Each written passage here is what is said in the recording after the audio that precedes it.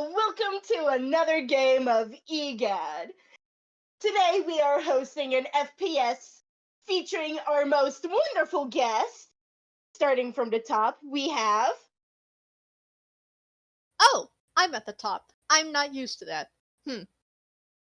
Hello, everyone. It is your lovely co-host, Carmichael, also known as Mikey, and I will be bringing Roguefort to the party.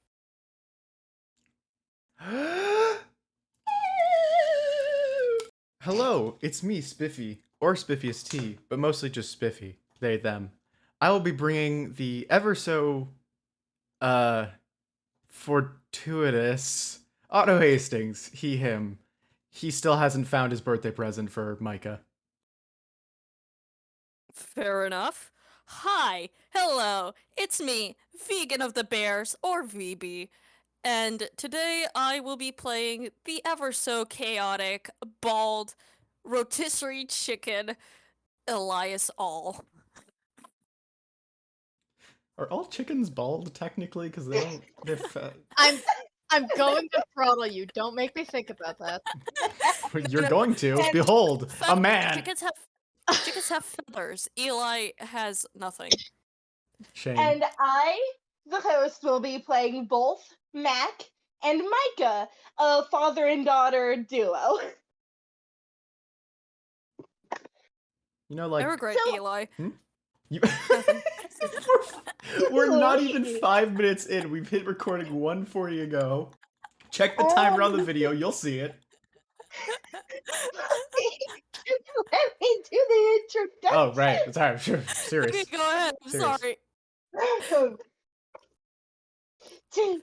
At first, our day begins with Mica showing up at Eli's lab, holding a very cardstocky sort of paper, almost like paper canvas, charging down to the basement, holding the page above her hands, and slamming it down on the table, right in front of where her mentor is. This is early in the morning, probably way before any of the festivities begin. She's here for tutoring and to give this on the day of. Okay, let's begin with the fact that you startle Eli greatly, and he almost jumps to fucking Jupiter because of you. Second of all, after he finds his glasses again, he looks at what you slammed down on his paper, and he looks back to Mica and asks, "What is this?" You're coming to my birthday, like it or not, and I will take you there myself. I will drag you by the tail. That is not a very good idea. It doesn't matter, I'm taking you anyway. I'd rather be dragged by the hands than by my tail. But think... Wait, you said you're going? Well, I didn't. Catch 22, motherfucker. You are going to Brazil. Come here.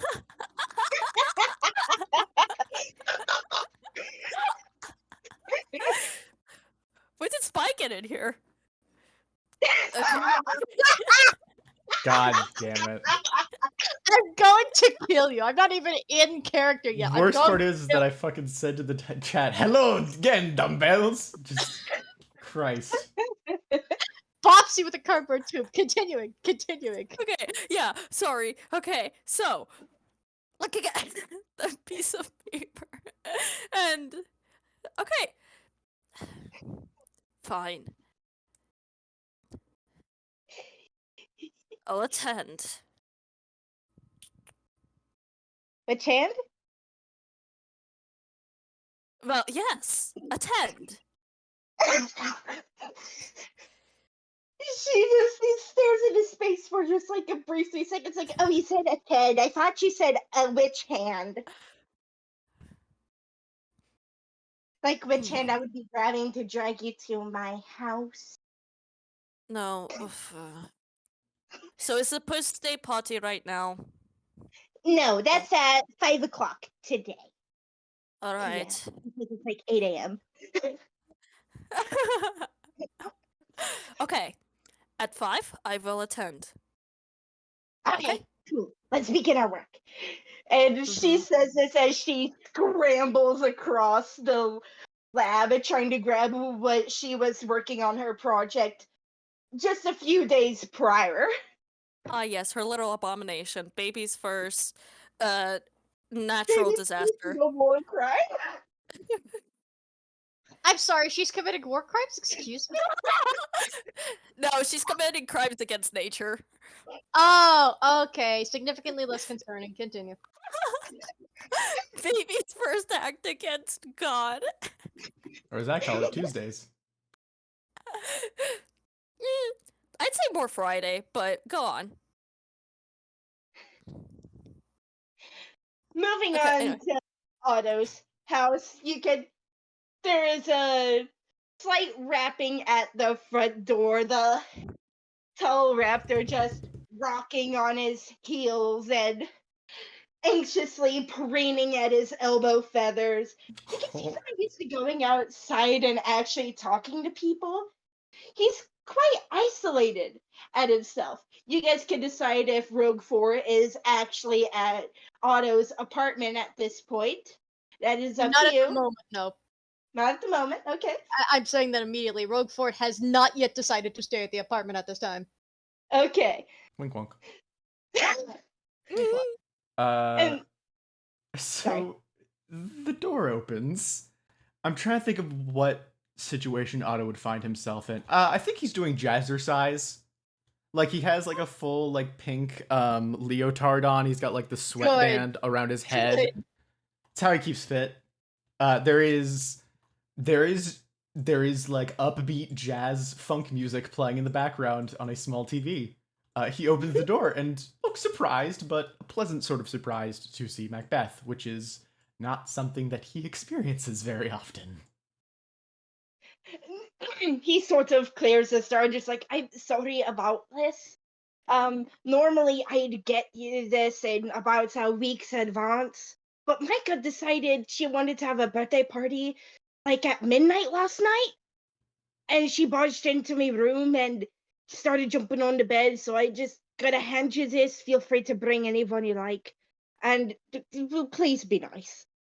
And he hand forks over this cute little piece of paper that's just very nice handwritten. It doesn't have any special imagery on it, but it's a nice cardstock. Aw.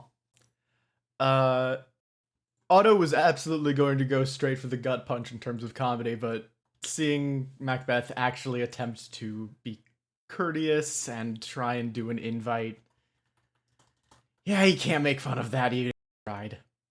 Oh man. No, don't worry about it. Honestly, being invited to, frankly, I've never even met the kid, but well, except for that one time we did have gumbo. It did not go well. Yes, I will bring a +1. I can think of a few different people. Mark, Jacob, Jingleheimer, Schmitty. Nah, that's not good. And he starts listing off names, going through his gloved fingers. Bleh. Blah blah blah. Blah, blah, blah. Oh, Mac Otto is sort of going through these and slowly stepping back because he's not sure of all these names. thanks for coming over. You could like come over for other reasons. Honestly, the first time I saw you through the doorknob, I fully assumed that something horrible had happened, but I am glad it was not that. Yes. I'll see you at 1700. What? 1700. He looks at the letter 1700. I'm gonna make an intelligence roll. It is a +1. Which is probably my biggest lie ever. Oh boy, it does not like caps lock. Yeah. Oh my god, No, unnatural 20. Through some You get it, it's adventure. 5 o'clock. 5 o'clock p.m. Yeah, through some adventure that I do not care to explain, Otto knows how military time works. Got it. 5 on the dot. Yes. Incredible. Thank you. No And worries. due to the sheer embarrassment of being outside in public, he turns around and sprints off, trying to go back home as fast as possible. As he's sprinting, Otto will try and shout as he's going down the stairs. You know, it's typically more normal to not sprint away from. Hey, he's gone. He's a nice guy.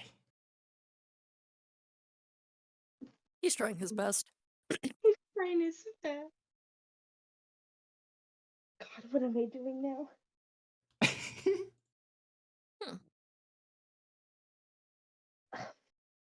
I'm sorry, my brain is a little cluttered. I'm trying to figure out what to do, how to introduce Roguefort.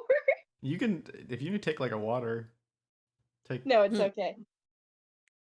Take a sippy. Otto, while you're thinking of all these names, thinking just like Schmitty, someone, Schmitty. You're trying to think of any other name other than Schmitty. Otto 'cause- knows 3 separate Schmitties.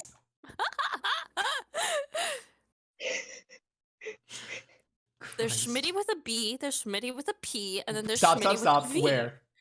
Where's the B? There's a B? Oh my god. Alright. Anyway, Hoosh, please continue before me and BB ruin this permanently.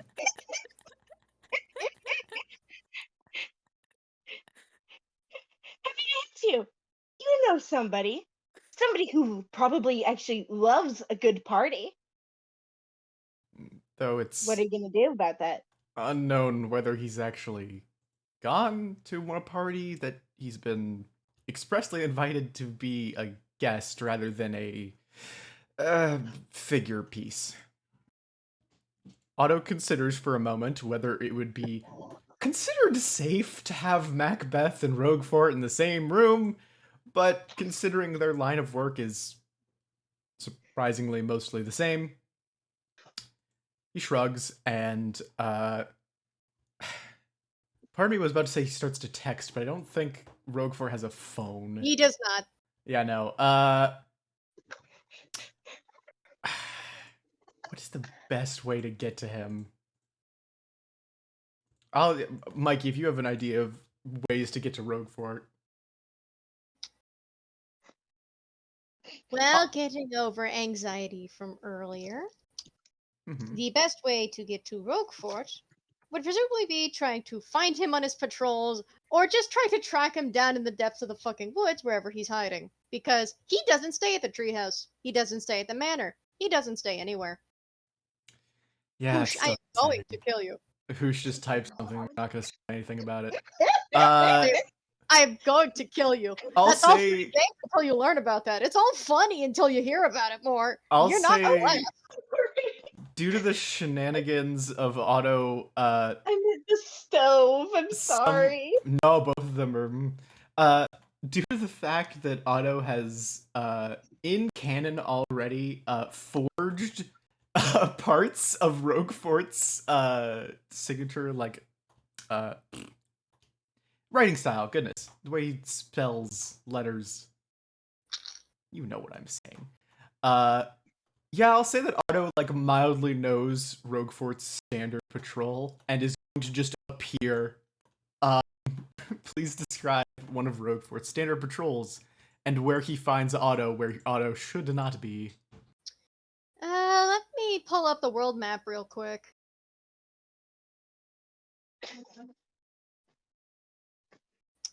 At the current time, you would find him on patrol just on the outskirts of the place known as Jinx's Landing, closer to the Dreamworkers area.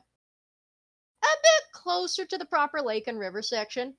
Almost in a little marching line with his ethereal swarm of dinner critters that are just marching along behind him, that are just continuing. They're just humming just a standard little tune, but I assume with Otto showing up where he is not supposed to be, he would probably be somehow floating in the water. Which way floating in the water? Like face up or face down? I assumed you would have had a boat. What made you think I was just Uh, putting you in the water? No, boat makes too much sense. Otto is in one of those lazy, massive inflatable things. He has sunglasses on and a mixed drink and a big swirly straw to his Oh my face. God. I'm gonna be honest, I thought he was just floating where only his head is above the water. Fucking alligator. No, he's just in an inflatable thing, and he has not mentioned the fact that they can clearly see each other. Roguefort also is not mentioning this yet. He is just continuing on his patrol. The dinner critters keep on turning to look, and you can hear a little bit of buggy conversation between them, but aside from that, Roguefort is not pointing this out. He is just continuing to rock. Obnoxious slurping noises. You're not even gonna say anything? Really? You see the way his antenna twitch with that obnoxious, annoying slurp. Was not going to until you decided to bring it up, monsieur. What are you doing? Well, first, it's quite difficult to inflatables over here, so I would hope you appreciate the dedication to the bit. And second, and more importantly, I got an invite to a birthday party, and you're coming. He pauses and steps. You got invited, not me. Why would I come to a party? As he's floating down the river, yeah, let's roll hammer space. It's funny to do that. He takes out the note that was given to him by Mac-Beth and quickly does a little shoo and folds it into a little paper airplane and just tosses it towards Roguefort's face. Roguefort is politely going to catch it with no flourish and is just going to unfold it and open it. You are invited. You are welcome to join us at 1700 on the dot. Feel free to bring a +1. Thank you. Correction. I was invited, and I can bring a +1, and I'm inviting you, so therefore you are even invited. That is, I think, the transitive property. I don't remember. It does not mention me on here, though. It just mentions a +1. Roguefort, you know what a +1 is, right? He is staring at you. Oh boy, okay. Otto, With paddle. those empty dinner critter googly eyes. Otto, pushes down his sunglasses and paddles over us that he's not going downstream more and more. A +1 is you're invited to a party. Your +1 is someone you can invite to also go to the party. You know? And I was thinking you could be the +1 because I know that you're busy with your patrols and everything, but it's a small party for a friend that I met under. Wait, I told you about that time no, not this time. The third time that I had a hitman hired on me, right? You saw that his googly eyes were bouncing a little before. They have stopped and trained dead on you, as have the other dinner critters. You have not mentioned this to him in the fucking slightest. I probably have, but because it's Otto, it's hard to tell when he's joking or when he's actually telling an anecdote. You have made light of such a similar fantastical situation before? Oh no, all of those things really did happen. Yeah, his name is Mac or Mac-Beth. He's a single father, and he's got this really cute kid called Mica. She is a little gremlin, and she likes me, but also probably would beat me up in a fight. And I think you would really, be fun. I'm gonna make him a roll real quick. I love making him. And it is also a roll to fight off my anxiety. I have to push past the name trigger. Yeah. Multiple times. It's okay. Try my best. That's all you just said to say, Mac. We're just gonna go with Mac or MB. Okay, so we're gonna say that's a history check. I love history check. 10. Thank heavens, he doesn't have an aversion to the name that I do. He stands there for a solid minute.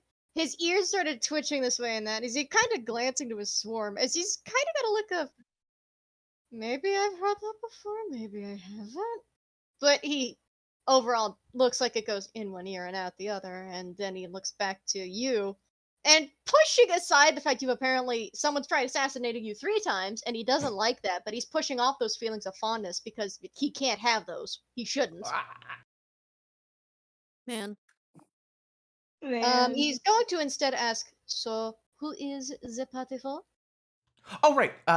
Mica. It's his unique daughter. She is How old? turning.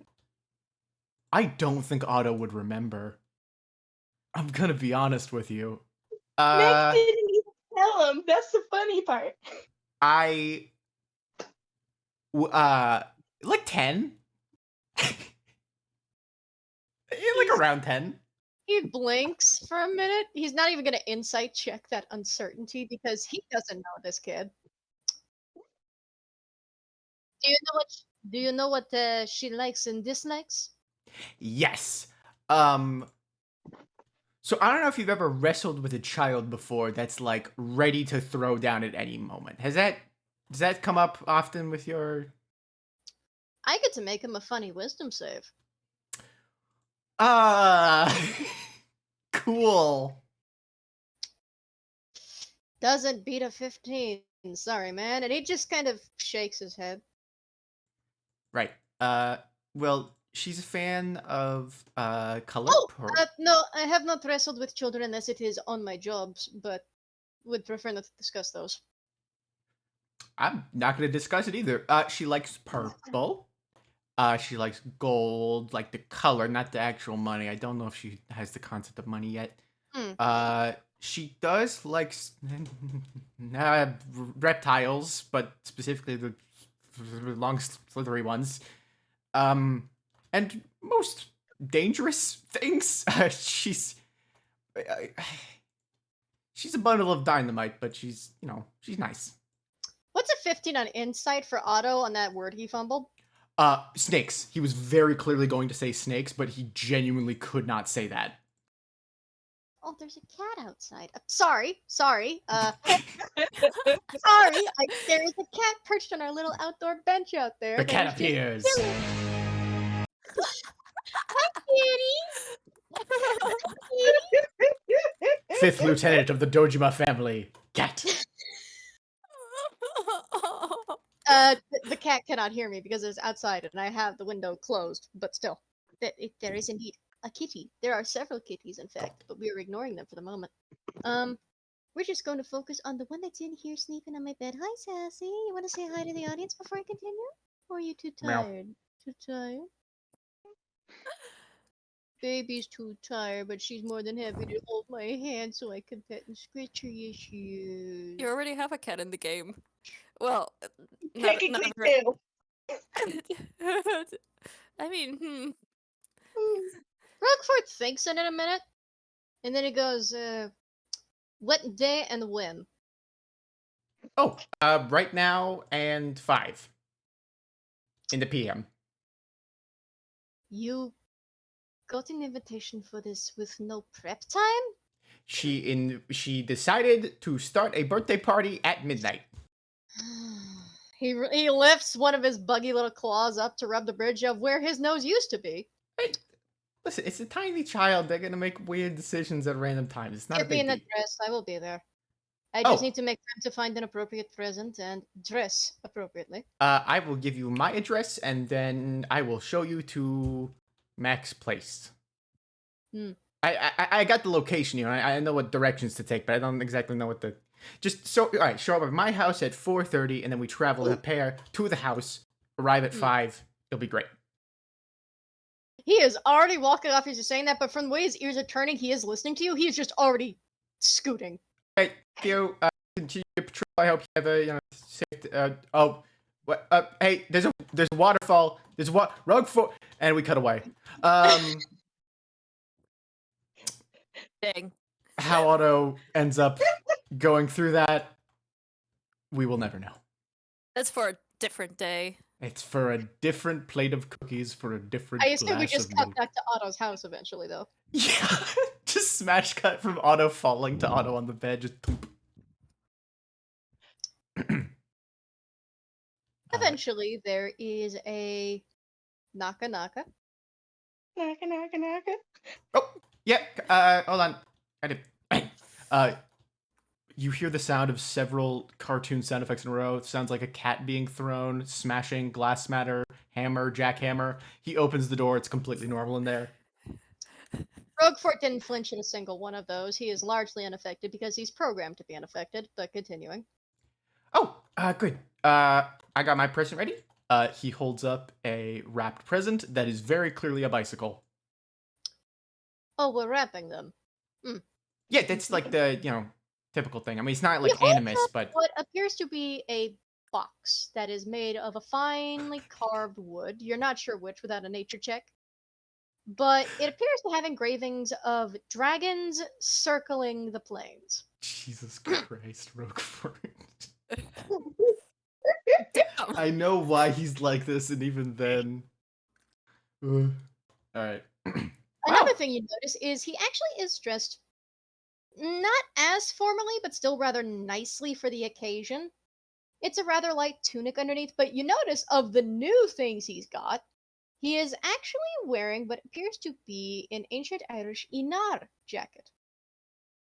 Now, Inar were jackets worn by soldiers, warriors, and other such folks that was typically a sort of tasseled and cropped jacket with split sleeves. Huh. And his appears to have an illusory image of a number of different things just sort of floating, flitting, and just lazily floating around the jacket. You're not sure what without an arcana check, but it appears to be some form of fine illusion magic. Dang. I did tell you it's just gonna be a thing, but honestly, this looks pretty awesome. Hold on. I'm gonna roll hammer space because why not? I mean, come on, it's never gone wrong in my title. This is sick. It's fine. He pulls out a clip-on bow tie and puts it on him. Not on Roguefort, mind you, on Otto. He glances Man. down, and then he sees it's a little crooked, so he reaches out two insectoid hands to fix it that aren't holding the box. Thanks. He nods, and then he, would you do me a favor and pull up a mirror? I need to make sure that my mustache is twirled appropriately. Otto makes an expression. It's a It's a party for a child. We, children have adults. Yeah, I don't think Mac is gonna judge you much. He's not like a schlubby guy, but I mean, he's a hitman. Like, it's not that big.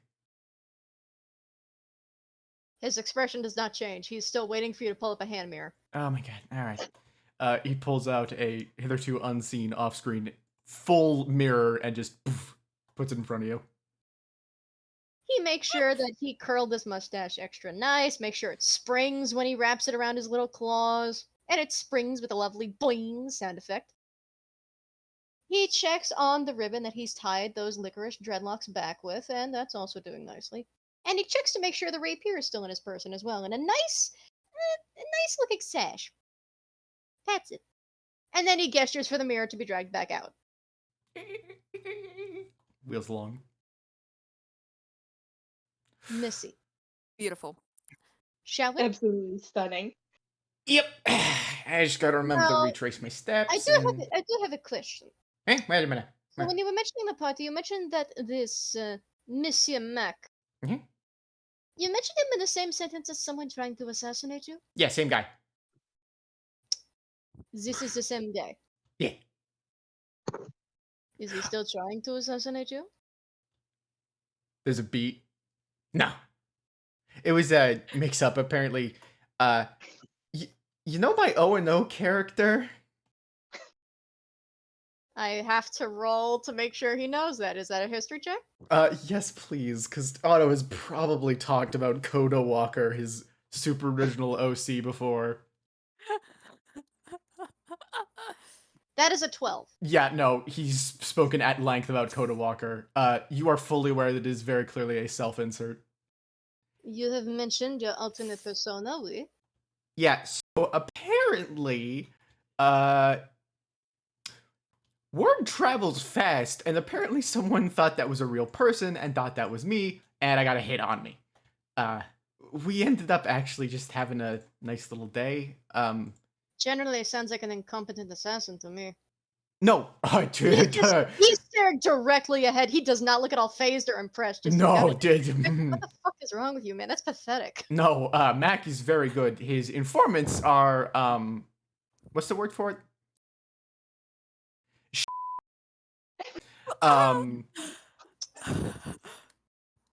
Poor information makes for a poor assassin's work. Yeah, he Could have doesn't. killed someone innocent and instead decided to go along with it for the sake of too much faith in their superiors. You can't trust workers like that. I am doubt since the small bit he's talked about his situation, he doesn't have much of a choice but to go along with it. Just I know you the work that you associate with you're supposed to only do the best things and not follow, but he's not a bad guy. Just it's gonna be a nice party, all right? I am certain it will be, and it will be much nicer when we show up. And he gives you a little pat on the back with two of the insect hands. Otto pretends to not feel emotions about that. Damn. He's trying. Damn. It's not going well, but he's trying. Damn. And for the sake of Damn. not going to show off too much, Roguefort is going to walk, not fly there, so he is walking next to you. The dinner critters are more than happily floating, flying, or just ambling along, though. But they do eventually fade out of sight once you start getting around people, so, you know. The walk to Max Flat, goodness. It's not very long. It's only a few 10 or so minutes, and we arrive like, I'll say 5 minutes early, since Otto is surprisingly punctual. And as you guys are walking up, you can hear the indistinct chatter of a child just talking somebody's ears off as the sky begins to drip a few little bits of watercolor rain, blues, whites, and silvers just falling from the sky, just starting to build up over the next 30 seconds.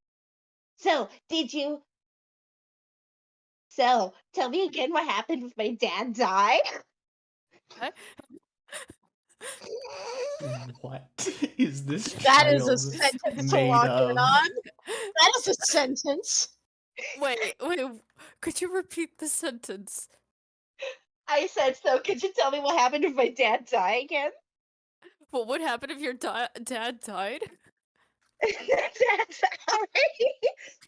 eyeball.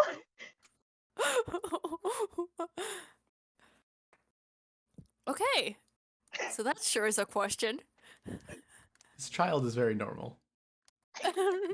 We love her.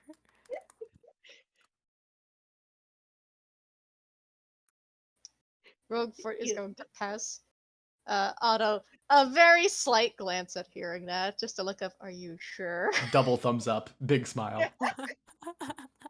Just looks forward with only the slightest roll of the eyes. It's not a roll toward Otto, it's just a roll toward this.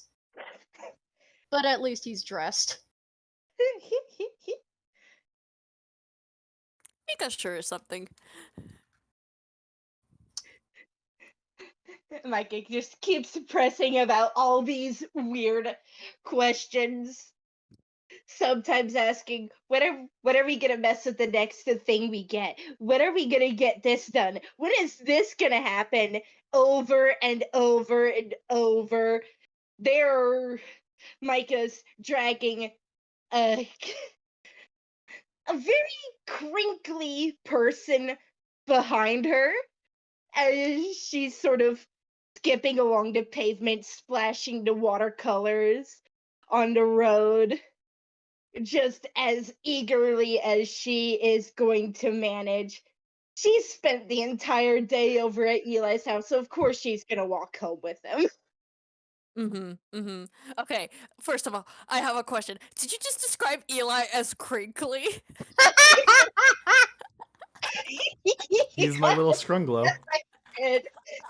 Do not call Eli a scrungalo. He might be a strong I old, said crinkly. crinkly old man. Crinkly piece of newspaper. Okay, because like my first thought is like one of those dog toys that like when you like squeeze, they make this really weird crinkle sound. I know exactly what you're talking about, and it's terrifying and accurate. Hi, Sassy. I love you. I wish you weren't on the footstool, though. Okay. Here. Sweetheart. Come on. Eli is walking behind, and since it's raining, he brought an umbrella with him because this man does not want any of the rain to get into his mechanical parts. Stop growling at That would me. be very bad. That would be very bad. It would be. Ugh. I'm sorry, Sassy. I had to move my keyboard. I didn't mean Sometimes to growl at me. It was just foreshadowing my footstool. is very obvious, and sometimes. Anyway, I missed This the is foreshadowing. This is a blatant fact. I missed the foreshadowing, but all right. I'm just gonna take that as intentional. But anyway, towards all of the odd questions that Mica has, Eli is answering them in his German accent, being, well, it's a very strange mixture of being in detail and yet being rather vague, to which he's explaining it, but he's not, well, I don't know how to describe it, but it's both vague and in detail at the exact same time. He's sugarcoating. Possibly. Okay, this man does not know how to sugarcoat, but it's for the fact that towards you two, both of you don't understand half the words he's saying. And it's not because of his accent. He is very used to that. Oh boy, He's just gonna obfuscation. take one look over this old man before glancing over the kid, and then looking back to Otto, and is going to whisper under his breath, "Because we are the best dressed at the party." And just smugly wags his little floaty eyebrows. I don't think Otto goes in on that. He's like, come on, man.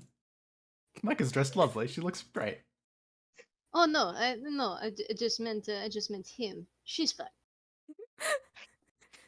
I should probably mention that Mica is wearing a very short sleeved dress that is both like purple and a very pale heather like green. And Aw. it's got like a couple Mhm. layers to it, and she's wearing a cute little pinkish petticoat with the little white ruffles at the bottom of it. Dressed like Rapunzel out on a day. That's nice. Oh, that's nice. It's very unfortunate, but it was very ineffective within the lab. It Very is. attire for a laboratory. Eli isn't particularly dressed all that fancy. He Oh, just a moment. hasn't actually planned for any special events, so he's just wearing a white shirt, his green tie, the usual pants, and that's it. Fully expected him to be wearing a lab coat to the party. Good to see he has some sense in him. I mean, he has a spare one in his hammer space, Just in case. just in case. Just in case. There's also a bit of a satchel around his waist, so there's that. Wonderful. Back. Sorry, I may need this scene re-described. I believe Otto and Roguefort are outside still? Or... Yeah. Oh, they're all outside right now except for Mac. Gotcha. Mhm. Okay. Otto will do a big wave over to Eli and to Mica. Hello, birthday girl and reasonably tall stranger. The man is like 7 foot tall. Reasonably. There's a few other details I forgot about Eli. The man is half gold. Half his face is gold, one of his arms is gold as far as you can see. And he has a green glowing eye on the gold side of his face, and it's staring at Otto as Eli looks at the two other people that have been invited, raises his eyebrows a little bit before instantly bending down to whatever their height is. He like snaps down to their height with a hand extended, and he's like, "Hello there! Oh, I didn't know you were invited too." Otto is a 5'7" man, so it's a bit of a it's a bit of a crouch. Roguefort no. is 3'2". Oh yeah, no. Aw. It was a really strange set of circumstances that I met Mac and Mica, but they're just the best, aren't they? Reaches out and shakes her hand. Eli And has a very firm grip when you shake his hand, but he lets you go. Roguefort also shakes your hand with a simple bow of the head and a very quiet pleasure to meet you, monsieur. Just as quiet and formal as possible. And the handshake is as brief as possible, but still polite. Micah, upon seeing Otto, just sort of races over to tackle hug his leg before getting a glance at Roguefort and just hiding again behind the leg. Kid, I'm not exactly made of stone. You can't be doing that. Pats her on the head. I need to roll Roguefort a slight deception roll. Oh. Oh boy. No, that's not it. Yeah. It's much worse, isn't it? Ooh.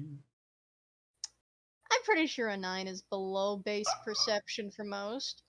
Yeah. Dang. Yeah. Most of his expression remains professional and largely unaffected. Not above the party, but at least above most formality. But then Micah sees him, and Micah hides, and part of his brain is like, well, I took this art style specifically to look cute and charming, and apparently this is not working on a small child, which is usually the easiest bar to beat. So how cute is this really? And second, oh, Don't blame her. She's just used to it. Don't blame her at all, please. his Oh, no. antennae and mustache only droop ever so slightly, but instead he's just, while he gives her a quiet little bow of the head, he's just gonna turn to the door and knock. Oh, Papa usually just keeps that locked. I hope he's not taking a nap in there. And she just quietly goes up to the door, tries the doorknob, and it just slowly opens. And you can hear a light little humming in the background as sort of like sort of dishes are clinking, water is running, the egg timer on the stove is going. Neat. Aw. Traditional kitchen sounds.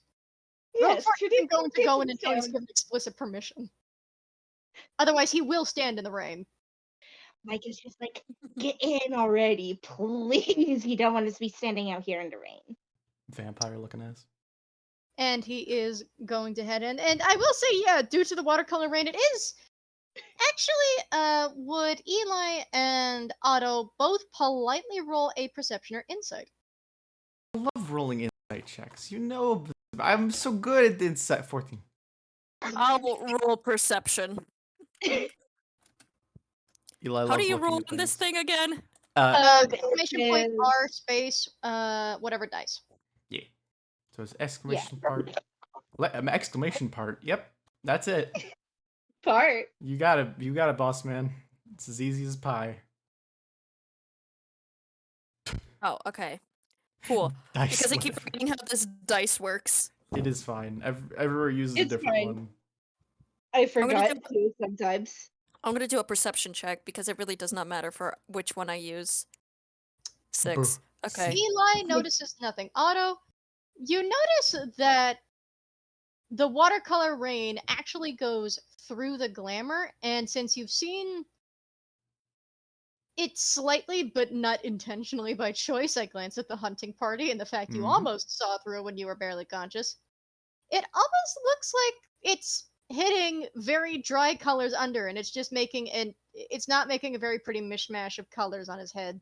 But once he gets inside, he's gonna politely shake his hat off, and the glamour looks completely normal again. I'm gonna be honest. I don't think Otto is smart enough to know what that is, or why that is, or who that is. So he moves on with his life. All the better. Otto shakes off his hat and wrings it out in a very comical fashion, outside, of course. And just closes the door And, behind him. I will also, You close it, and then you hear a as you almost close it on a dinner critter, specifically on the one based on Megamaki. Oh no, buddy! I'm so sorry. And he goes through looking like smushed rice in the middle, Oh. just toppling in, and you could just hear the little squeaky minnie. Otto goes to his knees crying. You cannot tell if they are crocodile tears. Oh no, the dinner critter ambles right past you and just goes to Roguefort for comfort, like, Papa, I got smush! I got smush! And Roguefort just picks up the big baby and just Mica, since it was borderline ethereal before, you watch as this dragon roll sushi looking dinner critter comes into being only to crawl into Roguefort's arms for a hug. With its googly eyes looking like they're just crying cartoon tears. Wobbly pupil and everything. Little do you know that is the little itty bitty creatures are the way to Micah's heart as she just slowly walks over, sort of like hiding her face in her petticoat, and just sort of just mumbles, "Can I pet it?" Roguefort is at first patting the dinner critter and helping fix the squish because got smushed in the door like somebody caught a cat's tail. Poor buddy, poor buddy. Oh. And as he's doing this, he kind of pauses, and the Megamaki inspired dinner critter turns, still looking wobbly eyed, and Roguefort glances back, and then eventually just. You hear a little chitter here and there, but then he just gestures over and he adjusts his hold on the dinner critter and then holds it down so that way Mica can pet. Micah very tenderly just pats it where its head would be, and then shyly takes her hand away, starts giggling, and runs to the kitchen. It's a little weird to pet because on the one hand, it just feels kind of like a giant sushi roll. And the head is very obvious. It's not like it's hidden anywhere. It feels like a giant sushi roll, but at the same time, here's the thing, sushi rolls are still fresh food, but it's still fresh food that feels past tense. The fish is normally not still living when it's attached to the sushi roll. Mm-hmm. This is a still living sushi roll. So patting it feels like a mixture of patting, just a fresh dragon roll with sauce on it too.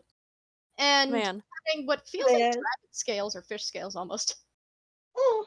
And that does help minutely before Mica runs off, but Roguefort finishes patching up Megamaki, and you can hear the tiniest little bit of laughter or what you think is laughter, as the rest of the swarm just crawls through the door that you've left open, including the little Scorpio that is snickering its tail off. Just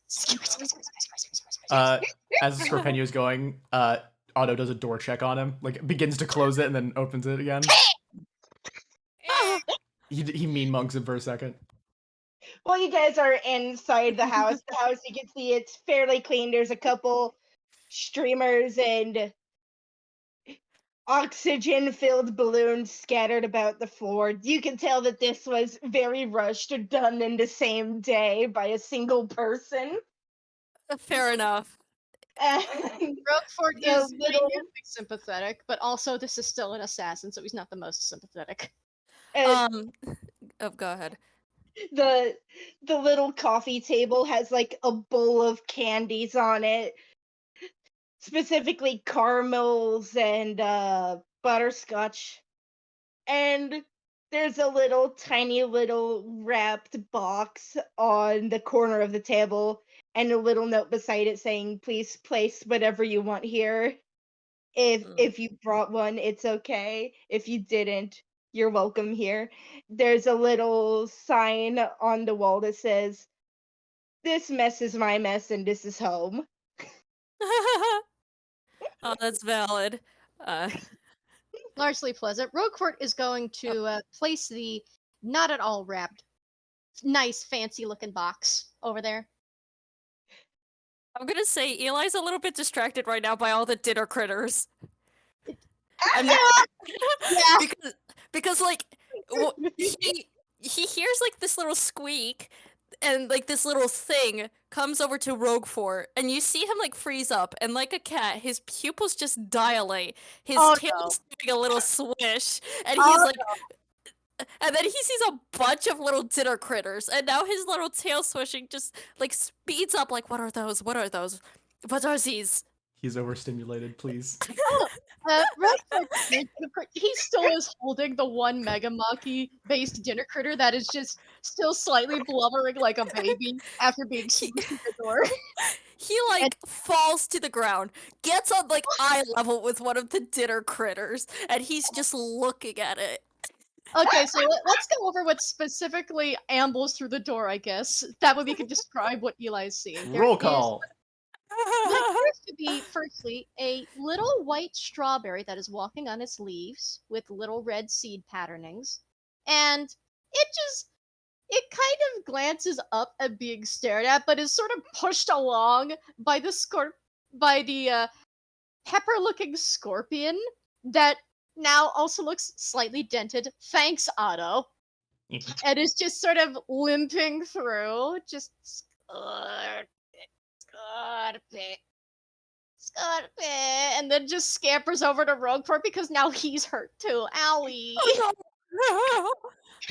And the next one nearly bowls you over because one of them looks like a walking banana split bowl with these big banana tusks or mandibles or something and cherry eyes, and it bumps into you and then stumbles a little and just gives the most apologetic little bonobi and just ambles by.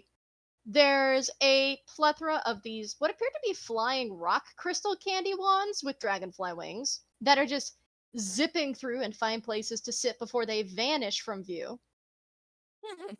Another thing bumps into Eli's thigh that looks like a walking barbecue burger and goes boom. But this time, instead of apologizing walking past, it bumps you again, almost as a playful challenge, just bunger! Bunger! The second dragon roll doesn't pay Eli any note and is just floating over, almost as if to sort of talk to the other one. And the two different dragon roll sushi dinner critters are one is based on a red dragon roll, and the other is based on a golden dragon roll. So one has more sauce than the other, and the other has more spicy stuff. Along with, of course, their little segments that, as Eli looks, all the little segments attached to these dragon roll dinner critters also have singular cyclops eyes in the middle where the sushi filling would be. There appears to be a floating daiquiri or some form of tropical drink that floats along like a jellyfish. A couple of crawling sherbet ice cream cones, and a small swarm of what appear to be very fat purple mosquitoes, which it takes you a minute to realize look like grapes. Huh. And as they're finding places to go and vanishing from view bit by bit, only a couple really keep interest in Eli, but Roguefort goes, that would be my dinner critter swarm. Do be mindful, they are not used to social interaction. Eli is still very fascinated, especially with the bunger, because the bunger is interacting with him. The bunger is trying to play. It is trying to knock Eli over. Like, it's backing up, it's kind of stamping its little Okay. tater tot looking legs, and it tries to do another bunger, and then instead just knocks itself on its back. Its legs kind of, wiggle around a bit, because now it's gone turtle. It can't get up. Bunger! Instantly Bunger, squats bunger. down. He puts like a finger next to. He like touches Bunger, and he wants to cast Identify to know more about this little creature. I know you probably already described it, but Okay. if you can just. But if you want to describe it more in depth, Eli really wants to know more about this little creature. Okay, so the first thing is there's a certain process found in nature where things evolve to look like other things. Sometimes it's seen as a cycle like, things just turning to look more crab-like. Other things, it's plants taking the look of other plants for the sake of taking nutrients. Other times, it's mimicry to keep away predators. This appears to be a sort of mimic-based creature that appears to be more based on Identify kind of struggles with it for a minute, mostly due to the Fey magic now kind of interwoven into its being, but eventually identifies it as a mixture of plant and beast, specifically insect type beast. So it is a plant bug, but looks and smells like barbecue. It appears to, for the most part, eat smaller dinner critters and insects, and has been known to eat much smaller things, but for the most part, the natural diet is smaller dinner critters and small insects. And has mostly evolved instead of, trying to scare away predators, Identify tells you that it evolved to look that way to attract predators. Though you're not sure whether it's to attract predators now that your spell is focusing on it, or if it's to attract mates or something, but there really is the Identify doesn't really have any info on whether they mate at all or not. But it's to attract something. Overall, the Bunger is territorial, but not necessarily aggressive, and if there is anything bigger than it, or anything that seems to challenge it, it will playfully or not so playfully try to knock it over or throw it if it's big enough. I want you to know, with that knowledge, Eli kinda flips it over and rolls onto his back like a cat. Oh! Oh! But Bunger gets flipped back onto its proper standing, and it just kind of Yes. takes a minute to get its footing, because it's like you knocked a beetle onto its back. Which, Man. yeah, that's what Identify kind of tells you. It's based on some form of beetle. It just doesn't really look like it or have the wings. It's a flightless beetle. Mm. And then it sees Eli on his back, and there's just, you see the Bunger take a look of playful triumph as it sets one little tater-tot leg on you and just sort of stands like a gladiator. Just the curly fried tusks are just presented loud and proud up in the air to just you can actually see a couple of the other smaller dinner critters if they have anything. They don't really clap, but there is a sound that they kind of imitate tapping, like it's clapping just to make the Bunger feel better. And Roguefort is just pleased as punch by this display. He is just pleased as punch by this. Oh, assuming this is being seen, Otto is golf clapping, just... Yeah. No, Eli is not hiding this. Oh. And Okay. immediately after seeing itself the victor, the Bunger is also checking if you're okay. Oh. It smells really good up close, though. So good you almost want to eat it. Almost. Eh. But it just checks on you after you've done the little playful display of, oh no, are you okay? Eli just kind of looks with like dilated eyes at Bunker for a little moment before like, right. I'm at the birthday party. I don't have time for this. And he gets back up. He gets back up. No more cat time. And he goes over to where he's supposed to drop off his present. Roguefort just looks equally as smug, but also just pleased as punch, just seeing pleasant dinner critter interaction. He has no mouth, but if he did, he would have a little three mouth going.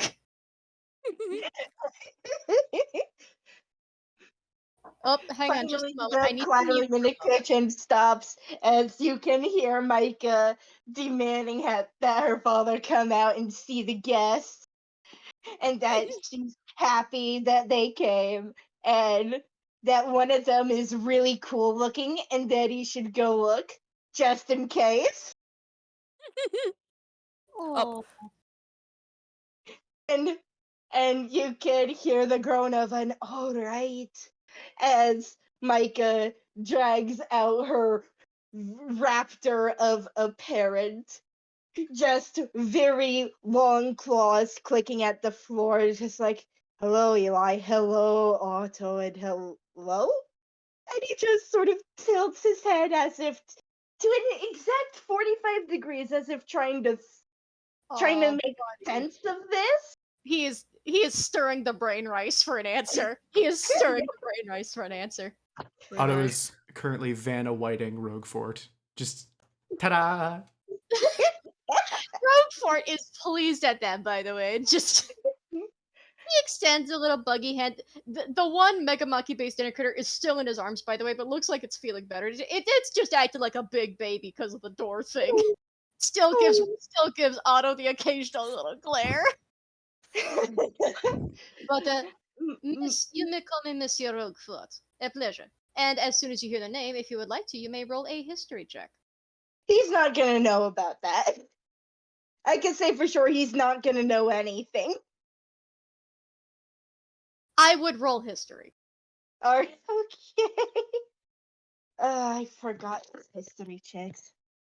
He's not very smart. I have to say that. At Of least. course, a himbo has to have an absolutely chaotic child. That's just only in character. Right, he has a +1 in history.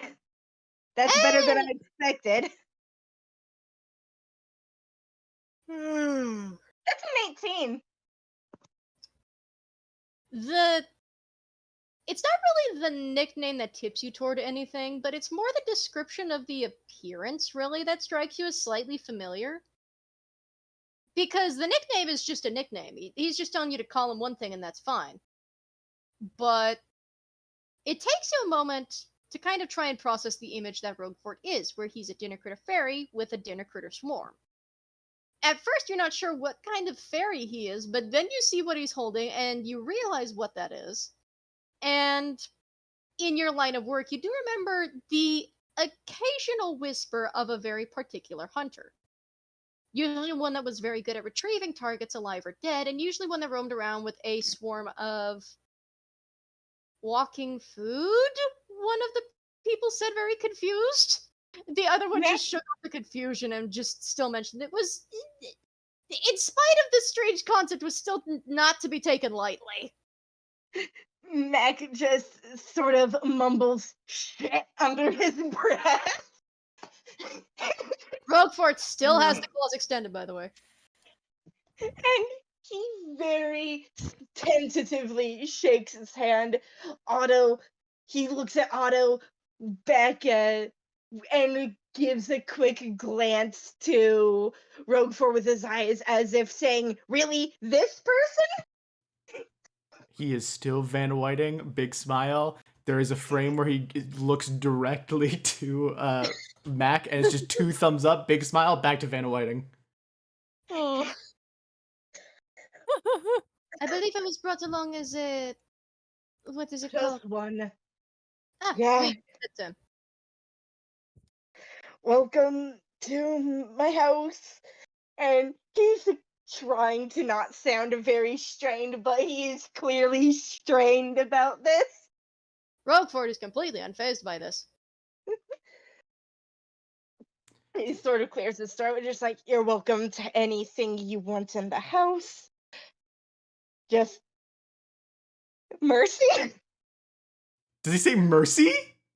Yeah. Slow eyebrow lift. Roguefort's gonna glance at Otto. Oh yeah, no, Otto will take the lead on this one. Come on, Mac, it's Micah's birthday, loosen up a little bit. I know our last, we did have that one adventure with the fishing and that didn't go too well. Our first encounter was a little stressful, but Roguefort's a good egg. I don't think Roguefort would know what good egg means. No, he would. Okay. Okay. One of the best eggs. One of the best eggs. Yeah, one of the best eggs. And you said this guy's name is Eli, right? And points to the cat, who I believe is still on the floor currently. No, he got up. Oh, okay. Yeah, he got up to be professional again. Meanwhile, the bunger just sort of scampers along to rejoin the swarm and eventually disappear once it confirms that Eli is okay. Okay, no, Eli is fine. He's back to being professional. Very good. Pleased to finally meet you professionally and not under an umbrella. Oh, I don't think I shared my name. Hi. Hello, I am Elias All. You could call me Eli for short. Oh, I get the full names. Okay. Micah sort of jumps up, grabbing Eli's golden arm. He's my teacher, and he's really cool. He does seem very cool. Otto Hastings, bard about town, your everyman. I was once nominated for the Pulitzer, and not the one that you think it was. Was it the award for most pulled limbs within a year? No. Eli kind of tilts his head to Otto. Oh, Interesting. oh, I thought you recognized me for a second. Normally, when people recognize me, it can mean one of two things. Hmm. He does not Sadly, specify I what the don't. two things are. Sadly, I don't recognize you, but it is very nice to meet you. Gives a little two-finger salute and enters into the kitchen to see if the cake is already burnt. Also, Mica, please stop pulling on my gold arm. You know it is not very securely attached. Above board, I Fine, go. be that way. And she sort of turns around playfully. Above board, I want so badly to make a Sea of Thieves gold curse joke involving all that gold, but I'm going to just. What? I'm gonna. Nothing. Nerd brain. It's nerd brain. Don't worry about it. I will. It's nerd brain. No, don't worry about it. Bop seal. I won't worry about the fact that you're not sharing with me your nerd brain thoughts. That can be done later, okay? Okay, later, after game. Otto, I'm gonna need you to make a perception check as you head into the kitchen. Oh, you know how much I love perception check. You know I got that. That's an 8. You've got to stop saying how much you love those. But I love them so much. Spiffy. Beloved.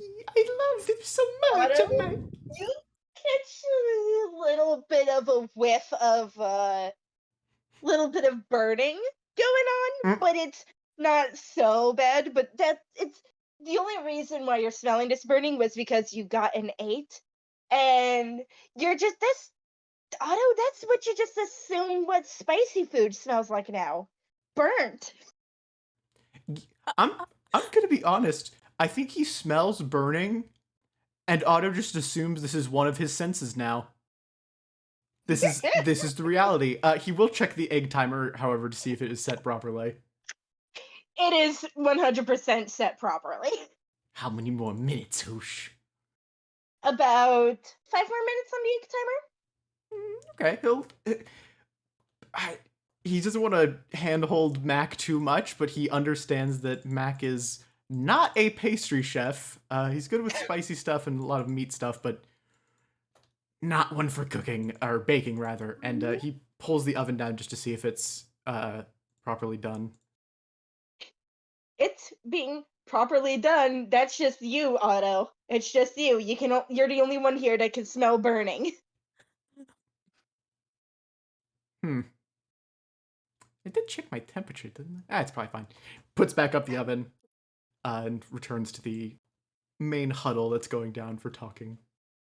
I'm assuming Roguefort is silent? Question mark?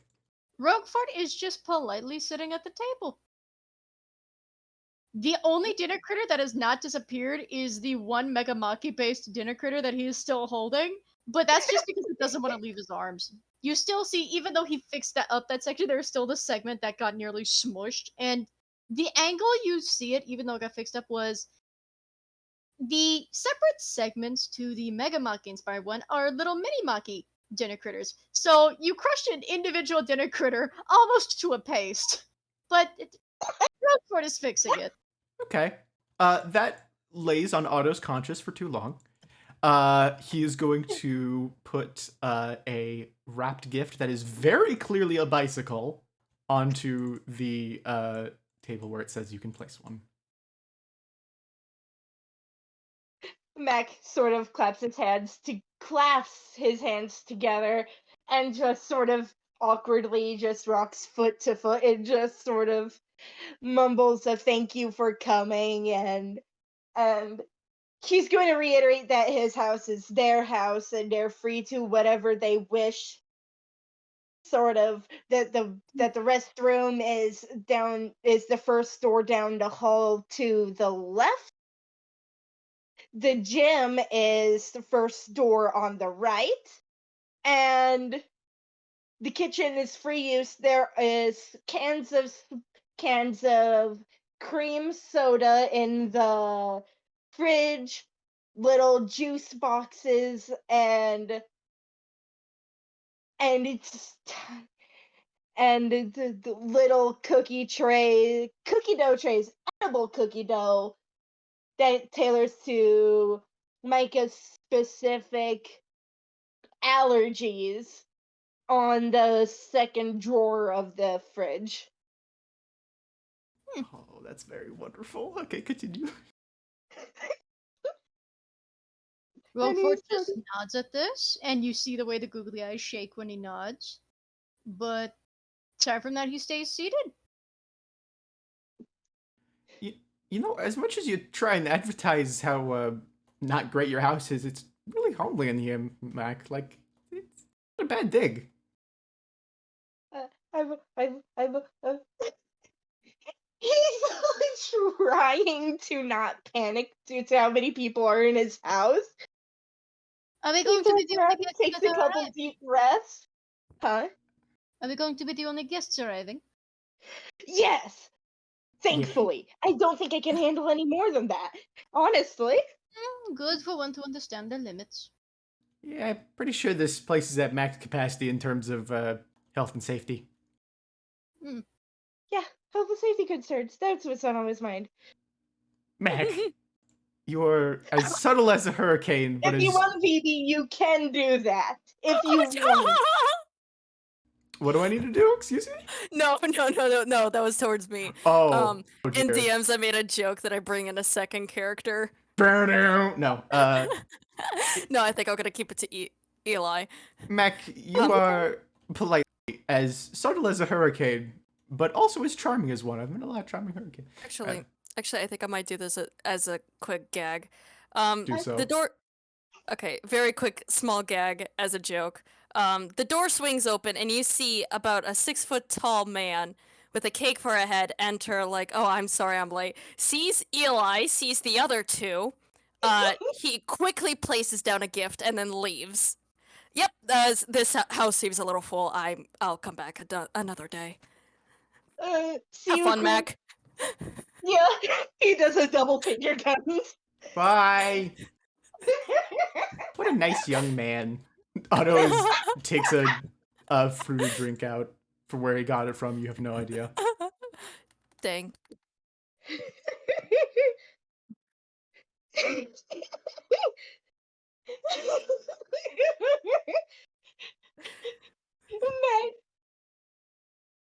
Damn it. Another one. Okay, fine. Fine. Go ahead. Bring as many cameras as you want. No, we're good at the moment. We're good. Roguefort's just chilling. We're fine. Nobody else needs It's fine. to We're vibing. At the moment, we'll see whether he gets here or not. Okay. All right. But Mac just Roguefort is just chilling. sort of goes over to the door, pick up Crew's left behind gift, and places it next to Eli's. He is very clearly sweating because that gave him a little spook. And he looks over to Micah just like, please don't tell your Uncle Crew that he was a little bit much there. Listen, he did not know. He was not aware. What I want.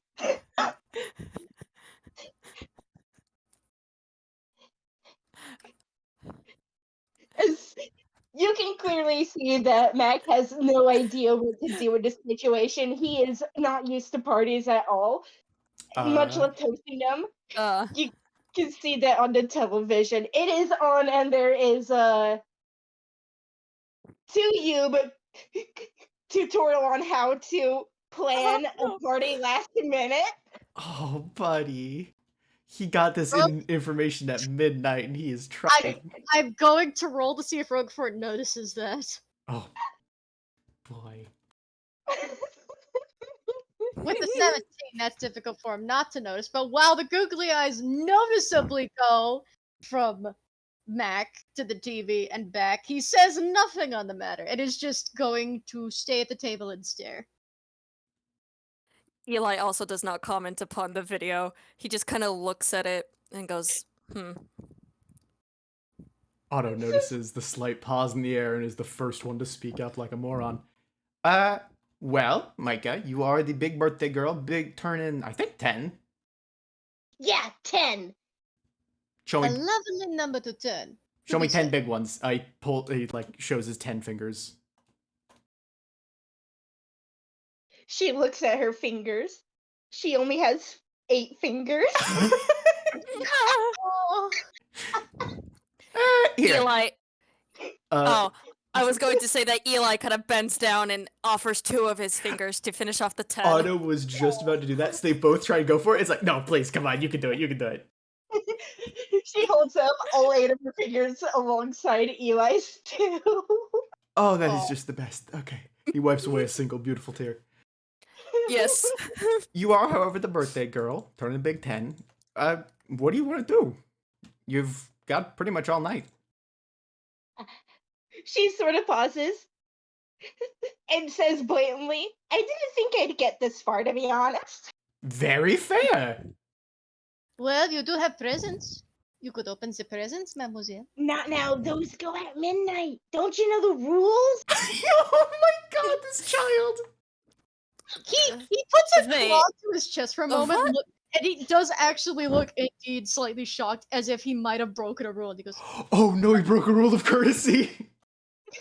Uh, Hospitality, "What sorry. did you say to not?" No, it's like a thing for Animus and for birthdays. Typically, you open them at midnight. Some people can't wait that long. I'm some people. My mistake. He Yeah. he doesn't have a mouth, but you could hear the attempting not to be nervous smile as he goes to try and he's gonna try and self-deceive to try and feel professional again, and not like a mistake to existence.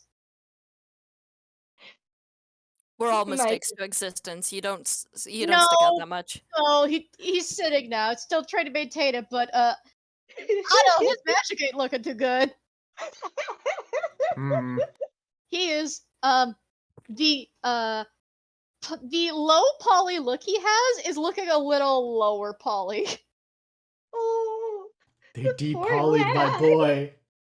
He is sorry. depolygonating. But he's fine. He is going to act like nothing is wrong. He's just going to keep his mouth shut for the rest of the party. Oh Not- no! Never. Not a fucking word. Micah just sort of taps her fingers together, trying to think of what they could do. Just like, we could play with my toys. Do you not have any party games planned? What are party games? Oh boy. Well, they are games that you play at a birthday. Oh. Yeah, no, we're just gonna play with my snakes. I need to make a roll, buddies. Oh no! So, for those not in the know, whether in the past, present, or future, Otto had a very exciting adventuring party with one Mr. Roguefort. It did not go as well as some would like it to be, and as a consequence of that, he has ophidiophobia, or a fear of snakes. It is not too extreme, but it's pretty bad. He is going to make a wisdom save, DC of 15, as this is quite recent. Oh no! Oh no! For angst, was that about probably none to low? This is going to be a low medium to medium. Oh no! Oh, no. Does Roguefort notice when it starts happening? Very much so. It starts with the look of recognition on Otto's face, and it is shock, horror. Like, I am back where I started. Where am I? Who am I? It is confusion in the presence of absolute horror. The dreams at this point have still been happening for him due to the effects of the Wanti. He is going to quickly stand up and attempt to look mostly normal. I'm going to roll a very quick deception check for a party goer. Sorry. I Oh, forgot. Oh, man. That is You a unnatural 20. He looks fine. If anyone cares to insight perception. I'm inciting that. You I know will- adopted I dad will also. has to. Micah is a selfish child, so she won't be doing that. She's running off to her room to grab her plastic toys. Roguefort! Scene. Nope. Oh shoot! Sorry, I just realized. I gotta use it real quick. He's struggling to find his words, which doesn't happen. Roguefort knows this doesn't happen. Roguefort is looking up to him with those low polygon googly eyes. Oh, Roguefort, you should be fine to just hang out with Eli, right? I don't need to be like your social glue. He also doesn't actually say anything. He, not, I do not know how these parties work, monsieur. You just talk to people casually, ask them what they like, what have they been doing recently, what's the job, what are their to hobbies. people usually. Oh, you're right, you're new to small talk. I'll be really quick. I'll be really quick, don't worry. And he does confident smirk, finger guns, and walks over to the restroom. Roguefort watches him go, and his curly antenna just kind of twitch here and there and droop a bit curiously. I'm sorry, Otto. Eli kind of adjusts his glasses.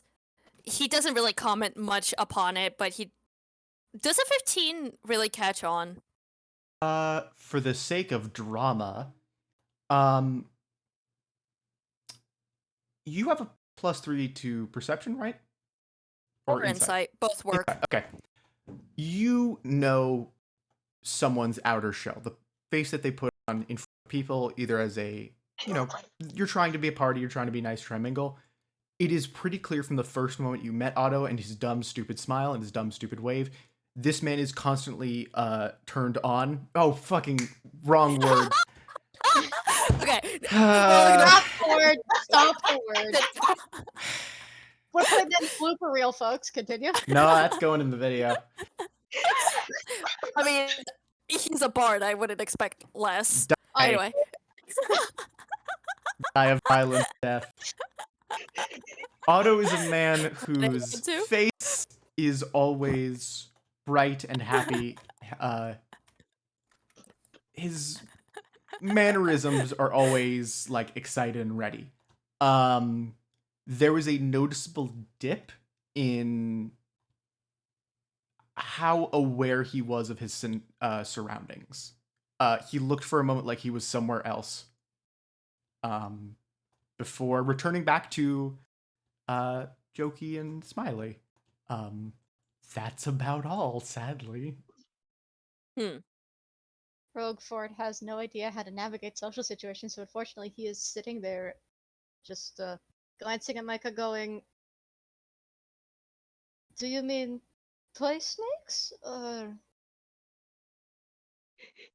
She is just coming back from her room holding like 5 plastic rubber snakes. Oh. I'm not allowed to have real ones because I'm allergic to them. Oh. Delightful. You look like a delightful medicine. And so well crafted too. Yeah, do you want one? Oh, I would love to hold one, yes. She hands over the one that looks like a diamond back and just says, you can keep it. Roguefort is going to I'm gonna have to roll him an internal something because different gift giving was not part of his debriefing with parties. And there's a thing involving gifts with him. Oh, I forgot. Wisdom. That is another wisdom save for you, buddy boy. This is what happens when we say the cursed name. Dirty 20 though. So thankfully goes. He's not going to refuse it, but he nods and accepts it. And even though he doesn't have a mouth, you can feel the smile in his eyes. Thank you very much, mademoiselle. After all, Yeah. gifts don't always need to be reciprocated because Fae mythology also are left offerings as just they're going about their day. So he's just going to accept that as an offering because he's not normally invited to parties, and that's fine. And he doesn't have to. It doesn't owe anybody that. It's fine. It's fine. Just It's just a little snaky wakey. It's fine. Eli kind of looks at the snakes. Do you have any other toys? She just sort of pauses. She just pauses. Again, I have that microscope set Papa gave me for animals. what Hmm. is animas? Huh? What is animas? It's a holiday where you give people gifts, and it's Papa rarely gets anything for himself, so I like to make him I like to make coupons where I do chores around the house. Oh. Well, that's rather sweet of you. Aren't you a delight? I'm not a delight. I'm a danger. Dangers She can is. dangers can be delightful.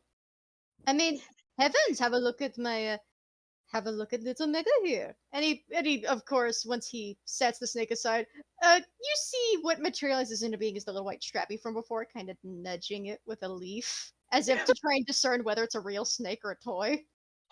Just, it looks like you left a cucumber with a cat. It is just staring intently. But he actually is going to adjust his hold and holds out the Mega Blocky based dinner critter that is no longer acting like a baby. And it takes a minute to understand that it is being offered because at the moment it is just allowing itself to be weakly held like a ragdoll cat. So it kind of drapes itself over the table as he's holding it out until he gives it a little jostle and you watch as the googly eyes shake and realizes, wait, okay, I gotta move, I gotta move. And he does in fact eventually sort of crawl float out of Roguefort's little claws and approaches Mica. Micah just lets it get closer to hers and reaches an arm out because she's holding like four other rubber snakes, and just Which is sort just, of awkwardly reaches around as it sort of lands on her hand. It just places it on her shoulder so she can start handing out the snakes again. it feels very bristly, which is not a feeling you would expect with rice, but it's bristly, almost ticklish. But yeah, no, it sort of inspects Mica and then decides to sit over the shoulders and slightly against an ear. Her big cat ears just flick, and I'm gonna describe what the dinner critter's feeling. Micah is covered in very fine feathers, so she Ooh, is also very ticklish to the dinner critter as well. also softer than they're used to, so the dinner critter is definitely just gonna lounge there for a hot minute. Man. Meanwhile, as I continue, sorry. No, I was just going to say man. Man. But No. as that's going on, and as Mica is, I assume, going to hand out a snake toy toward Eli as well, Roguefort's gonna glance back and see if Otto's come back yet. There's not been a sound. At He's least not an audible one from over there. He's gonna pause a moment, and then he's going to glance over and go, "Would you mind if I go happen to check on him real quick? See how he's doing in the restroom?" I don't see why not. She just sort of rolls her eyes, handing a rubber mamba to Eli. And Mac has retreated back into the kitchen because he has gotten very situationally overwhelmed. Understandable, buddy.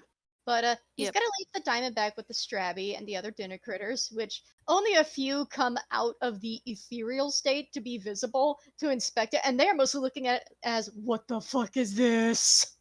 What the fuck is that?" Unidentified fucking And blow it up. I have to ask. I have to ask. Are a couple dinner critters staring at the paused telly screen? The bunger is, as well as some of the sweetie flies. The Scoopy Banoopy is ambling behind Roguefort to follow him to the bathroom. Oh. And politely pushes aside the bunger without really meaning to. So bunger is back on its back again. Bunger! No! Bunger! Roguefort reaches down, politely sets bunger back on its feet, continues walking. Man down, man down. Oh, Man. and Roguefort is going to. He vaguely remembers the directions to the bathroom. I'm actually gonna have to ask you to roll a 1d2 because I think it'd be funny if you opened it a gym. Ah. I'm sorry. It's okay! That's a 2. That's the gym. He thinks he hears Otto for a minute, opens the door. You see a treadmill, a series of weights, barbells, the bench press, pull-up station. That's the wrong door.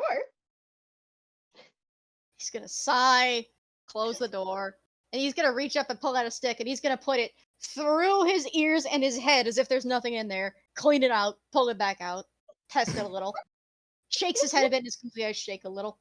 Horrible image, thank you. And then he's For going that to terrifying image. continue looking for the bathroom and Otto. It's pretty obvious when you get there because the sink is running. He's going to quietly knock on the door. Give me a second. Another roll. Yeah. Roguefort takes a minute. Monsieur, is everything alright in there? It doesn't sound like it.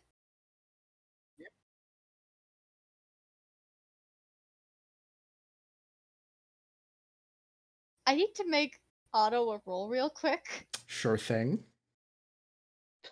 Roguefort a roll, not Otto a roll, my bad. Roguefort needs to make a roll. We had this last time when we were literally Otto was Roguefort. It was a fucking Intelligence That's a roll. So nightmare. Intel is only a +1. it was a fun nightmare. That is the wrong thing. Oh, please do not exponentially intelligence yourself. He pauses for a minute. And he kind of pushes up against the door and asks very quietly, because unfortunately, he does not beat a 15, but he almost comes close. So he asks very quietly, just to be sure not to embarrass Otto. Did your time of month happen to start, monsieur? Turns off the Because sink. Roguefort is trans, and while he has physically transitioned, part of his brain is still maybe it is bathroom embarrassment of there's a mess. Sink goes off for a second, so that they may speak a little more privately. He doesn't open the door. No, it's No. I'm not trans enough, and surprisingly, My apologies, monsieur. My apologies. no, it's perfectly fine. I take it as a May I come in compliment. and check? Huh? Could I come in and check on you then? You've been here for a whole minute. There's not a reply for a moment. No, I'm all right. It's just the snakes. It's fine. It's just it didn't work for me currently. I'm gonna roll insight on that. Just to see if Roguefort can try and figure what's up. Oh, thank God. It's not difficult to figure out. Last time you saw Otto with snakes, he was going to die. And if Roguefort did nothing, that would have happened. Returning to the scene, it is clear that if Otto is probably in the room with just some rubber snakes, he doesn't know what would happen to him, but he does not want to get to that point. It's just, You could continue talking. I need to make him a wisdom save for a different thing, since Otto specifically told him not to come in. mhm. But continue. It's not that I don't want to be at the party. Obviously, I want to support Mike and I want to support Mac. They're both very great people. Eli seems like a, frankly, very funny sort of man, despite his more serious stature. I mean, he was playing with the dinner critters, and it was a nice vibe. And I just thought,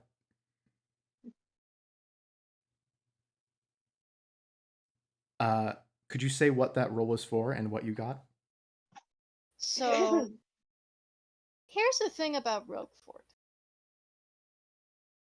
I'm not going to go into any details because that is meant to be found out at a later date. But Roguefort is a very professional, formal man who only tends to do as he's told, follows orders to the letter, and never tries to get himself attached to anyone, though he keeps doing it anyway.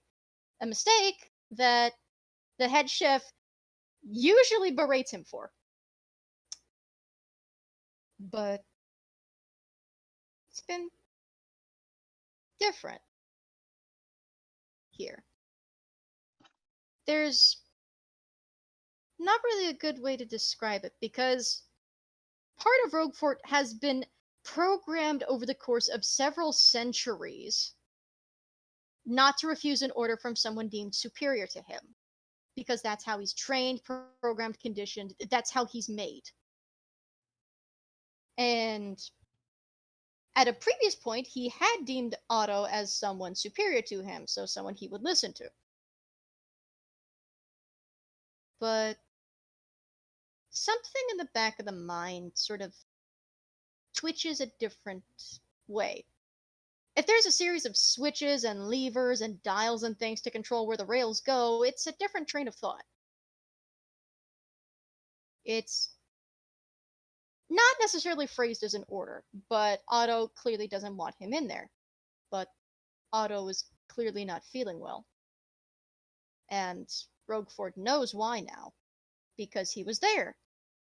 And because that's also what led to him having a sword with a ghost in it. Just so they didn't know each other or anything. So you can have Otto continue talking for a moment, but eventually Otto hears a click, and the bathroom door opens, and Roguefort looks in. Roguefort rolled a wisdom save against that hundreds of years of conditioning and rolled a natural 20. He did indeed, and that is I believe 22? Mm-hmm. Mm-hmm. Uh, And they specifically typed it as wisdom save to refuse an order from someone he loves and cares about. Otto is sat against the wall, directly in front of the now open door, or rather, directly in front of where Roguefort is seeing. His back is against the wall, and his knees are brought up close to his chest. The pale white that typically colors him in, and the blue that is his only really highlight, is, instead of looking drained, it's more looking drab or washed out. It looks like concrete that's been poured over too many times.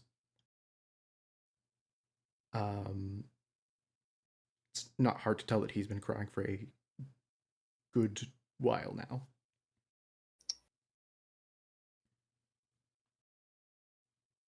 You gotta stop fighting me like this. It's so stupid. Like, no, I'm not normally like this. I'm a very Roguefort is going to quietly close the door behind him, even though Scoopy tries to bump in. That way Scoopy can try and check on things. There's just a little bonk noise as the door is closed in Scoopy's face. You just hear Scoopy. I'm an adjusted person. Like, I don't freak out at parties. I don't have these sort of these this isn't me. All right, this is just a one-off thing, and it's fine.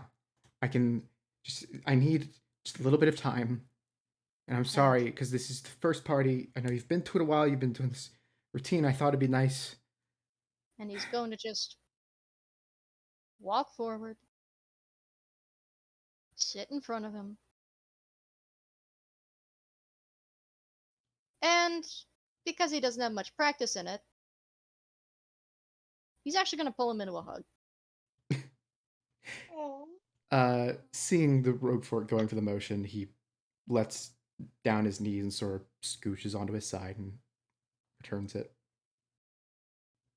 I'm sorry. You have nothing to apologize for. I should have reviewed the situation before bringing you and the others out there. I don't think anyone's to blame here. Not for what happened there or what's happening here.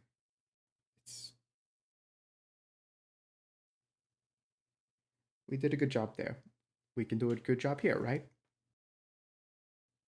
He doesn't answer. He just tightens the. It's an interesting contrast of colors. One, a low poly individual of nutmeg tans and reds, with poor, washed out looking Otto, and the pale purple bathroom with dark purple wall crayoned with explosions. A decent representation of what is unfortunately going on with Otto at the moment. Beep beep boop boop. It's been there the entire time. We're having a normal one, Your Honor. We're having a normal one. After a moment, he releases the hug. Okay. I do think I need another minute just to freshen up a bit, but that helped, and I'm glad that you chose to talk to me, and I am glad you are here, and I am glad I invited you, and that's cool. Would you like me to help you clean up, monsieur? No, I don't want to say it's a whole thing, but it's a whole thing, you know? I'm gonna roll him a self-deception real quick. I know, right?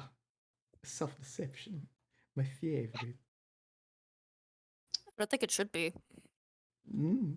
But you know what? You do you. Who am I to judge how you live your life? Roguefort doesn't. There's a moment you swear it almost seems like he doesn't actually want to pull off from the hug or go, but he forces himself to.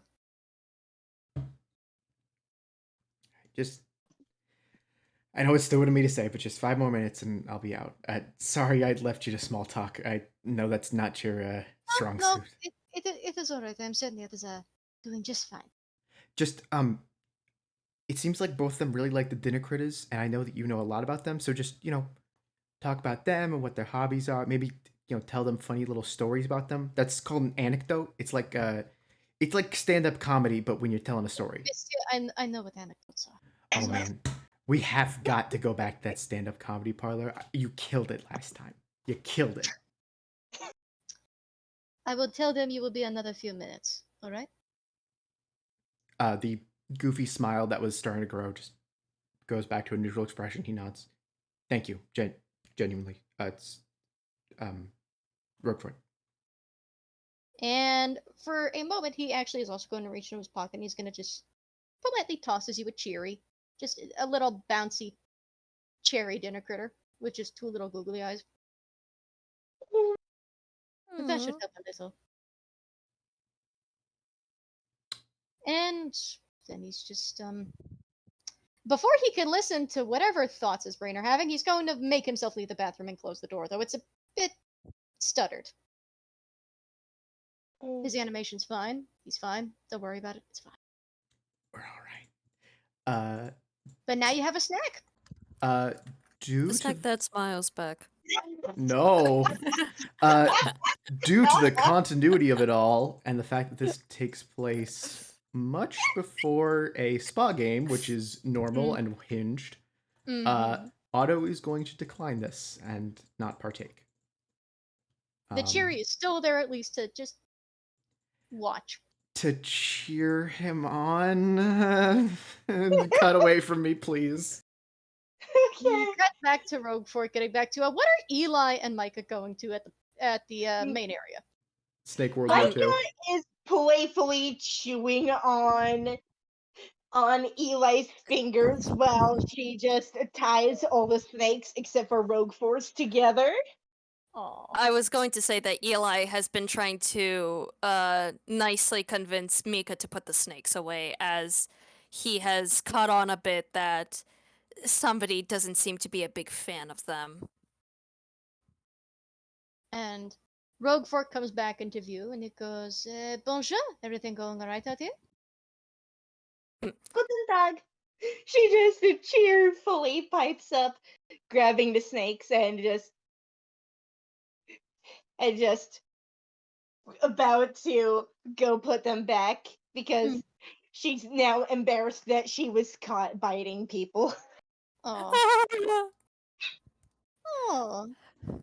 Eli's a little bit caught off guard by the Guten Tag, but he watches Mica run off, looks over at Roguefort, and he puts on his big smile again and is like, welcome back.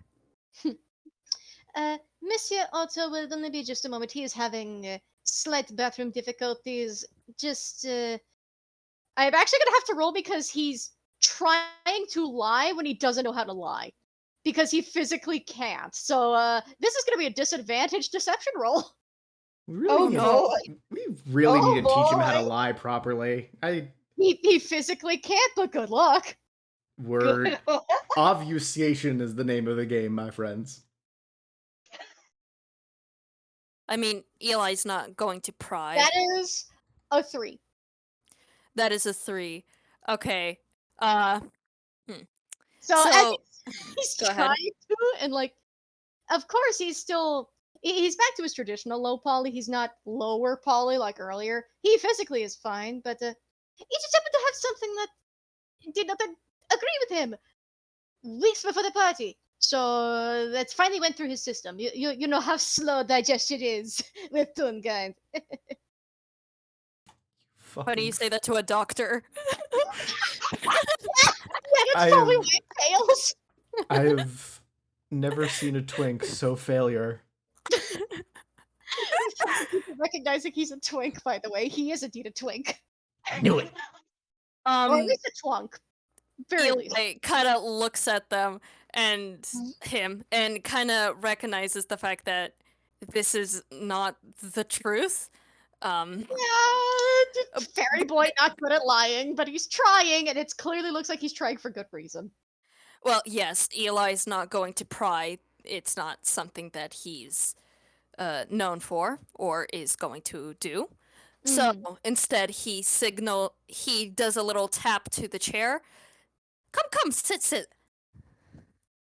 Roguefort is in fact going to sit. I'm just also going to roll a percentile. You can ignore this unless it's successful. It's fine. Okay. Okay. Also, I have a little drawing while we wait. Where should I post it? The gallery chat, please. I want Audience to chat. see- The audience chat, you mean? Oh, the audience. Sorry. Yeah. Okay, I'm gonna post this in audience, cause have fun. Please. Yes. Oh. Buddy. I went out to the inks thing, and I was just painting this while I waited. Oh. I would die for them, Your Honor. I would die for them, Your Honor. Please do not die for Eli. There are better things to die for. True. What he said to me. He's very Okay, careful anyway. with decor as he actually just he spreads his wings to just fly over the table. That way he can politely sit without having to go around anybody. which does at least let the both of them see the red heart-shaped Madeline shell and the sort of candy-colored wings that he's got. But then he's just back in his seat. And he's about to open his non-existent mouth and start talking when there is a big thum, thum, thum at the door. Oh no. Eli kind of perks up at hearing the thum thum thum, but after like a minute, you see his ears twitch a little bit as he listens before ultimately deciding, it's not important. Then it knocks again. Mac is coming out from the kitchen wearing his apron. It's a funky little apron. It's got like a cactus and just says "I bite" on it. Aw. He just opens the door slowly, just like, "Hello?" You see maybe one of the biggest men you've looked at standing in the doorway. But he's not trying to make himself look big at all. Big body, tiny head, bald, sort of shaved at the jaw. He's got a few scars, but he looks, for the most part, actually dressed slightly pleasantly, as he's holding up what appears to be a rather large wrapped gift, and what appears to be a discarded piece of paper that looks like somebody accidentally dropped it in the sewer. Aw. And also in the mud. And also in the river. Mac just drags his fingers at his face and lets out a loud groan of "Ugh." Takes the gift, apologizes. Is the party over? Did I miss it? I don't know you. Oh, I thought I was invited. My mistake.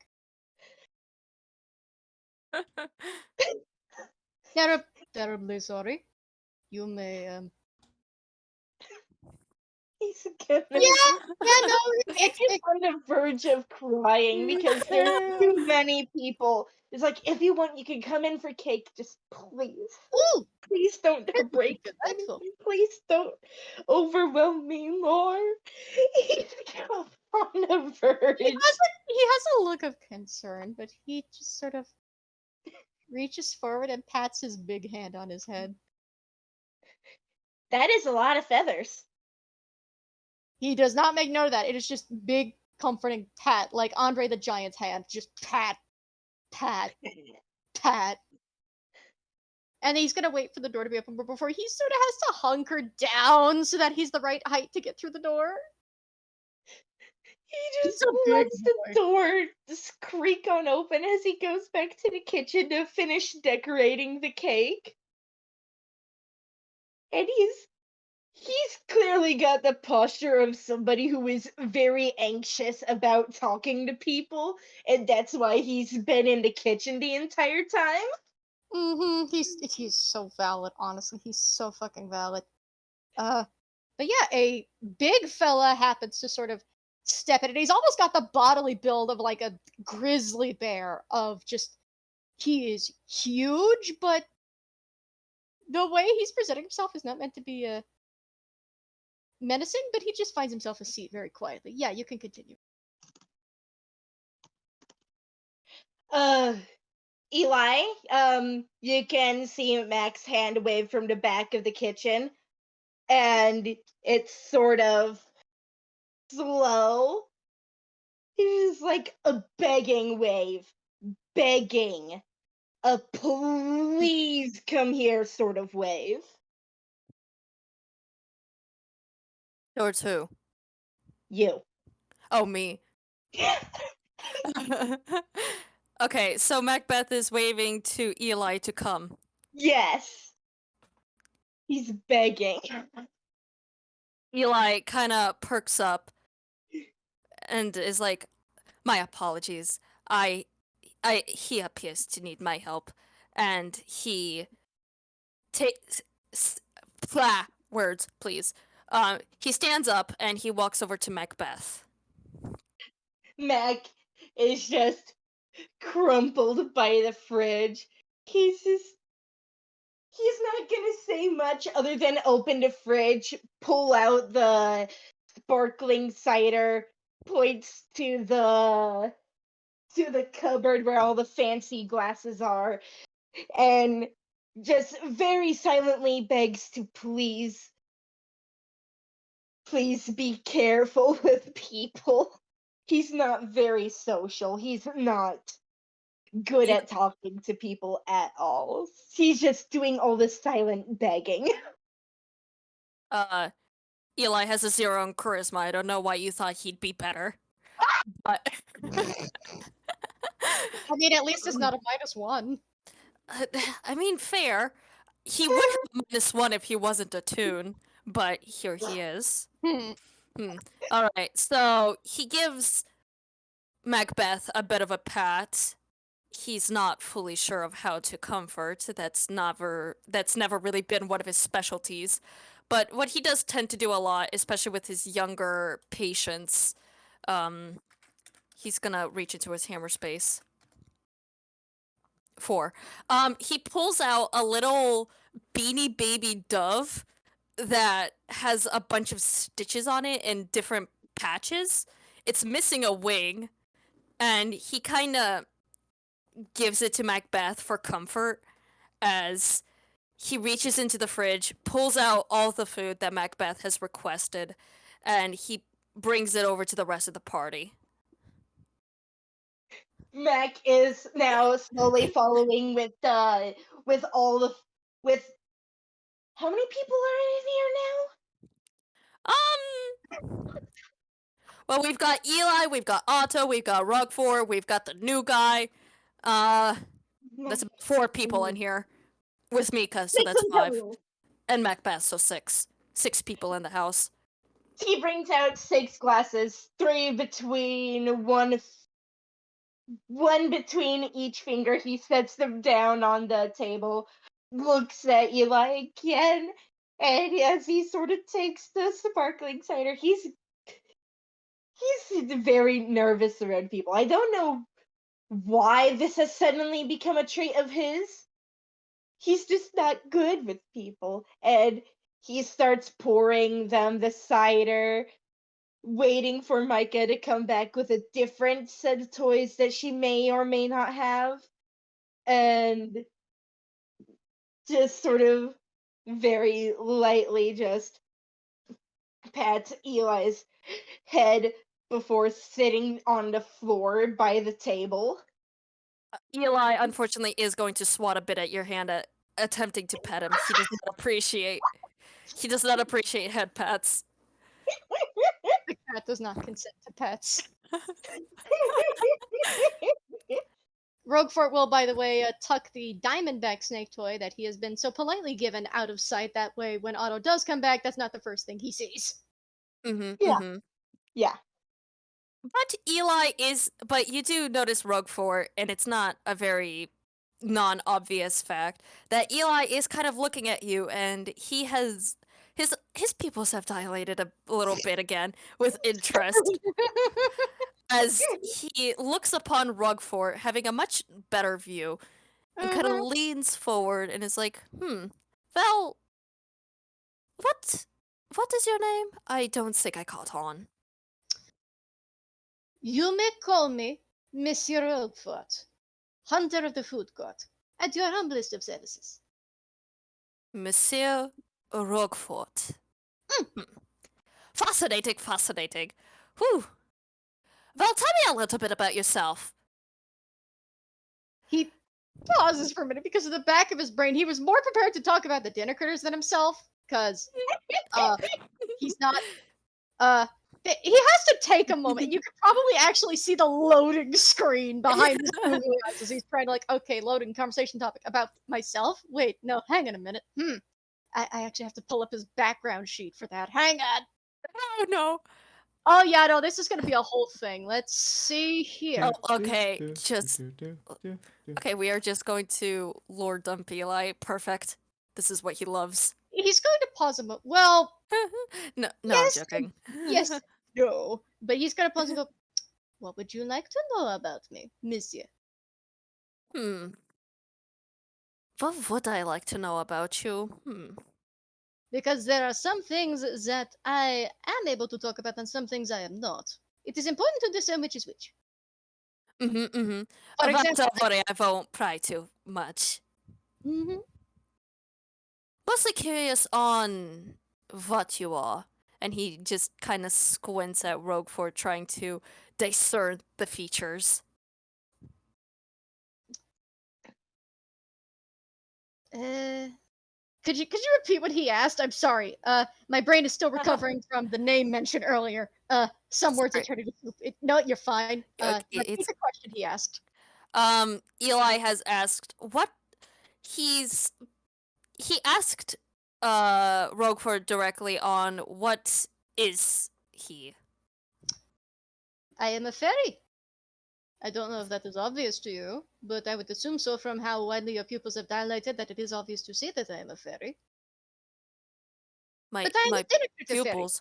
Oh no, apologies. It's a pupil dilating. Who? It's a common cuts thing.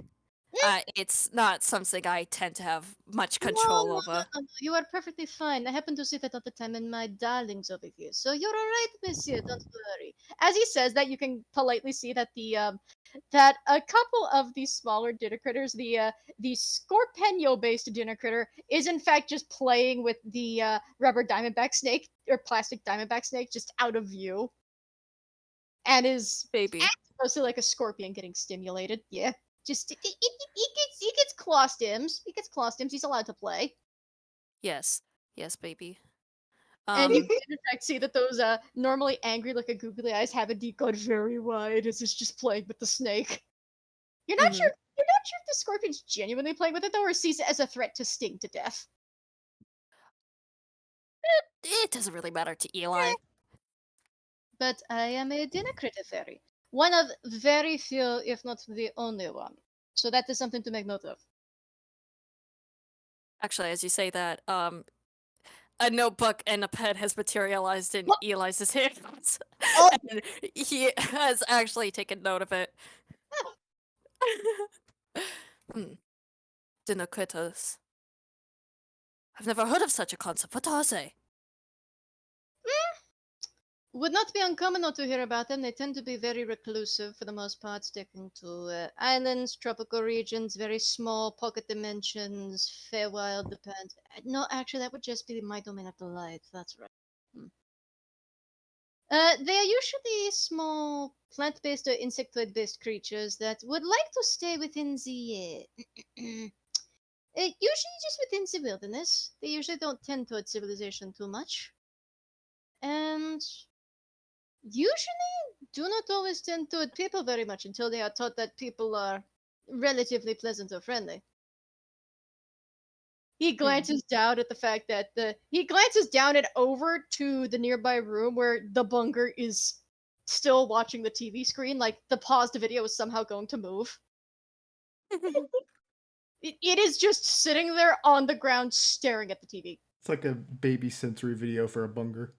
Uh-huh. little baby. Okay. Which you do see, by the way, as the Scoopy Banoopy based dinner critter comes ambling back over and knocks Bunger back over again. You just hear boom! As, of course, Scoopy comes right back into the area just to also try and socialize the conversation a little. You notice that Eli is looking at all of them, and he is furiously writing in his notebook. Uh, he is trying to capture as many details about them as possible, but he, at some point, breaks from his little trance of looking up at them, looks back at Roguefort, closes his notebook, and he's like, sorry. No. By all means, you are free to make as many notes of them as you wish. If someone else loves them even half as much as I do, that is more than enough just to tell them about. I could tell you a little about their habits if you like, monsieur. About what? If you want to know more about them, I could tell you. I have plenty of stories. Hmm. Well, as much as the stories may be very interesting, I'm much more interested in what they are much more exactly. And he's again back at looking at them, and Mm-hmm. he takes a little less interest in who they are exactly and much more on what they are exactly, what makes them tick and how they work. So you kind of catch much more of that sort of glance from him. And Roguefort's just gonna lean against the table and he's gonna cross his little buggy claws together. Just gonna get into the talking position, since this is actually a topic of interest. Oh, They, tell me, how did you come across these dinner critters? I need to make him a wisdom save for that one, actually. You Just have a moment. activated special interest. You fool. Eli is like 101% hyperfixation. It's We really just said, oh man, let's put the. Sorry. just oh man, it's somebody else talking about Minecraft, my favorite. No, I was just. We've put the two neurodivergent dads in the same room, and it's just. They're talking about the different types of motors on like mowers. And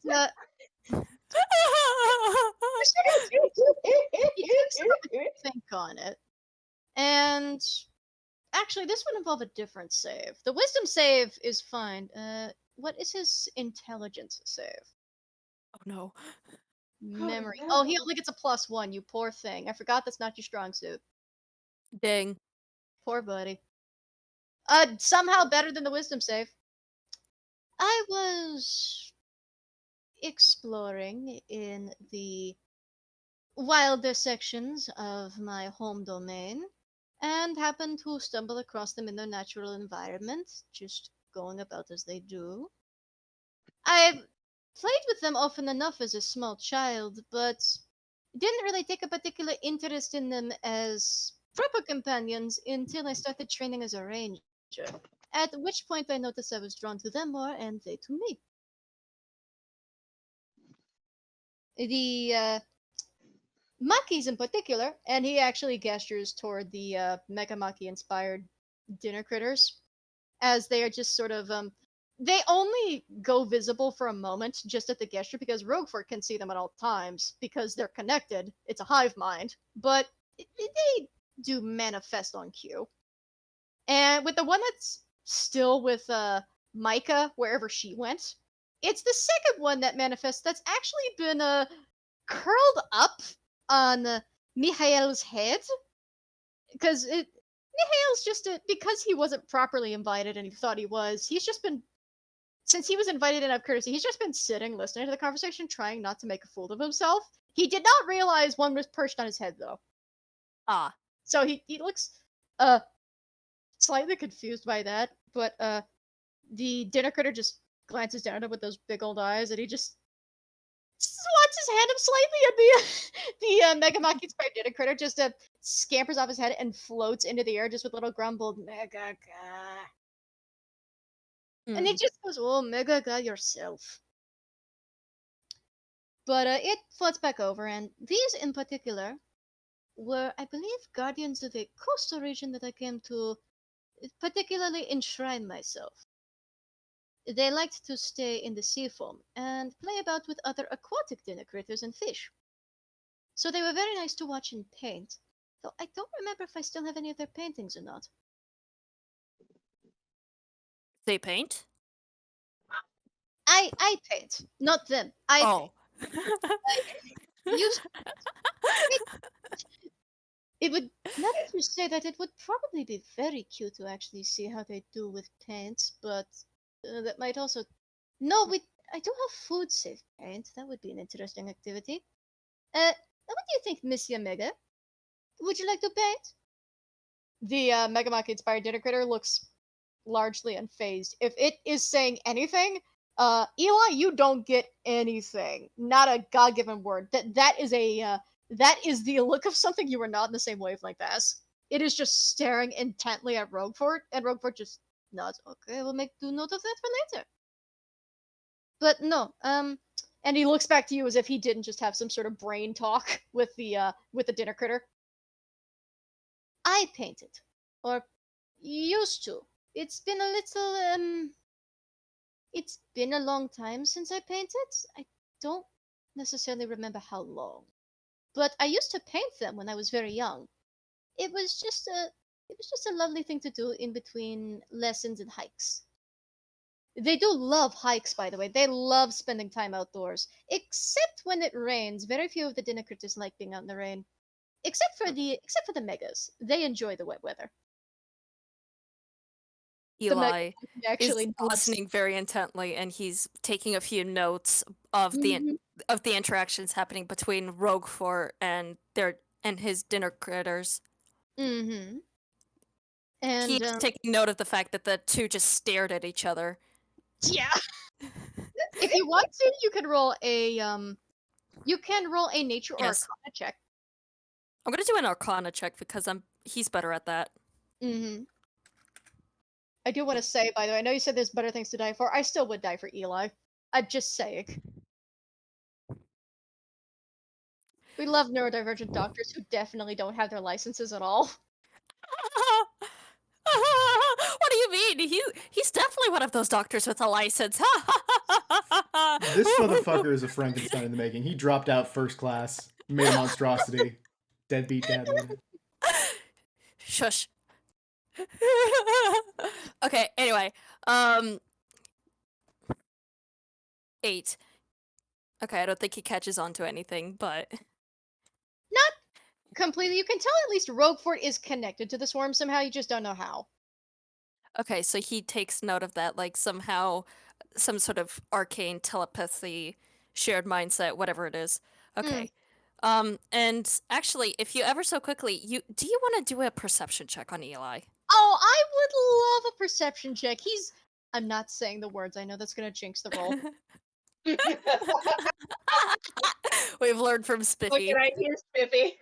Shut See? up! Dirty 20. Dirty 20. You don't understand my machinations. For me, See? it works to taunt fate because then fate will go, well, now I don't want to give you good luck, and then I have it anyway because. Anyway. Oh, no, we get it. Okay, so with a 20, although Eli has his sleeves rolled down, you do notice that upon one of his hands that is not made of gold, you catch runic carvings on them. Hmm. He's going to make mental note of that, but he's not going to ask immediately because Eli is showing more interest in the critters than that. And again, Roguefort was kind of programmed to put others' questions and needs before his own. So Eli's questions come before his own. Okay, fair enough.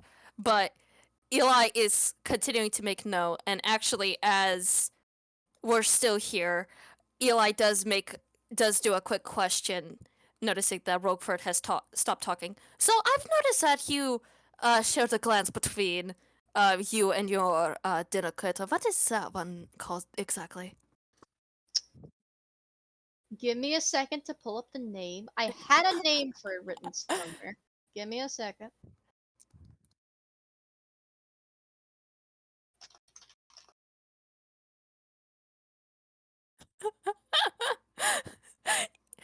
If you're going to come up with like a personal name for the critter, Eli was asking for what kind of dinner critter it was.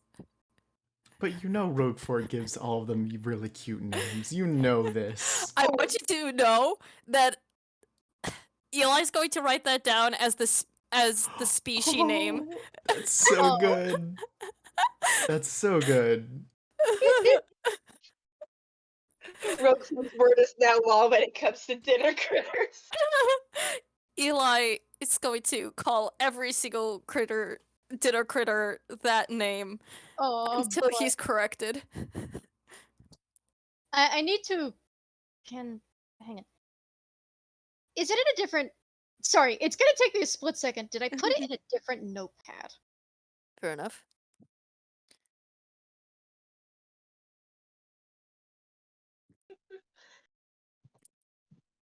This is such a chaos party. What are you talking about? We literally Listen, chaos parties are the best. we started the Indeed. group chat and I was already shitposting on Maine. We knew how this was gonna go, and I apologize to Hoosh. Also, I think Hoosh was expecting this, let's be honest. the end credits of this is just gonna be a list of personal apologies written out by me. Well, this one, and he's gesturing toward the Dragon Roll inspired dinner critter that is present is the golden one. The red one, the spicy one, is the one that went with Mica to her room, presumably to get more toys. To replace the toys that have been already brought out. Yes. This would be Salmander. He actually, he says it in a way that it almost makes you think he's meant to say. It kind of takes him a second to say the word, and you think maybe he calls it something else in Sylvan, but he's saying salamander for the sake of, and actually it would be, no, hang on, pronunciation between language. Salmunda. Salmunda. The name would be Salmunda. And I'm going to type it out for the audience. Oh, baby. How do you spell that? In Sylvan or... Both. Whatever works. And he actually, he's gonna roll into his hammer space, but, Or if you find it much easier to write it out yourself. And Eli kind of gives his notebook and pen to Roguefort if he finds it easier to write it out himself. Oh, he will take that with a nod, and he has no physical mouth, though, Eli, you don't need a perception to see that there used to be features there. There used to be a proper nose, but now there's just a bridge, and there likely used to be a mouth, but now he just looks like a low poly little guy with googly eyes and bouncy licorice twist hair. He's fine. This is fine. But, Eli doesn't comment. He just... You continue, sorry. No, Eli is just looking with his still dilated, interested eyes. One thing to note is his handwriting in Sylvan is miles better than the handwriting in Common. The Sylvan script is beautiful to behold and looks like it would be personally embroidered or penned into a medieval transcript or some Arthurian story. It's that nice. The Common looks like he struggles with it significantly more writing-wise. So it still is slightly pretty, but I have to roll him dexterity for it to see whether it's good or bad. Come on, buddy, you get a... You're in the wrong channel. Oh, yeah, that would be good, thank you. That's a d20 plus 4. Or would it be sleight of hand? We're gonna say sleight of hand, yeah, that's plus 4, okay. It's rougher than the Sylvan, but it's actually not the worst. It still is rather pretty and would make for decent journal text. But yeah, he just writes out Salmunda. Fascinating. Though it is also sometimes said as Samunda. Samunda. Mm-hmm. And the kind of writes out the pronunciation so he doesn't mispronounce. And he lets him. Meanwhile, the golden dragon roll dinner critter also nods. Samunda also nods. Fun fact, by the way, the Samunda name is based on a kaiju. But continue. Ooh. So Eli kind of looks up. All right. So Zach kind of distracted me from my question. So I noticed that you shared a glance between you and Samunda, and you somehow seem to understand each other. Is there like some sort of link? Have you just been around the dinner creatures long enough to understand them? Or... Oh! We are able to communicate as part of the same swarm. We are interconnected. We. Mind, body... And he kind of glances over and actually says out loud, should I say so, or is that not what happened?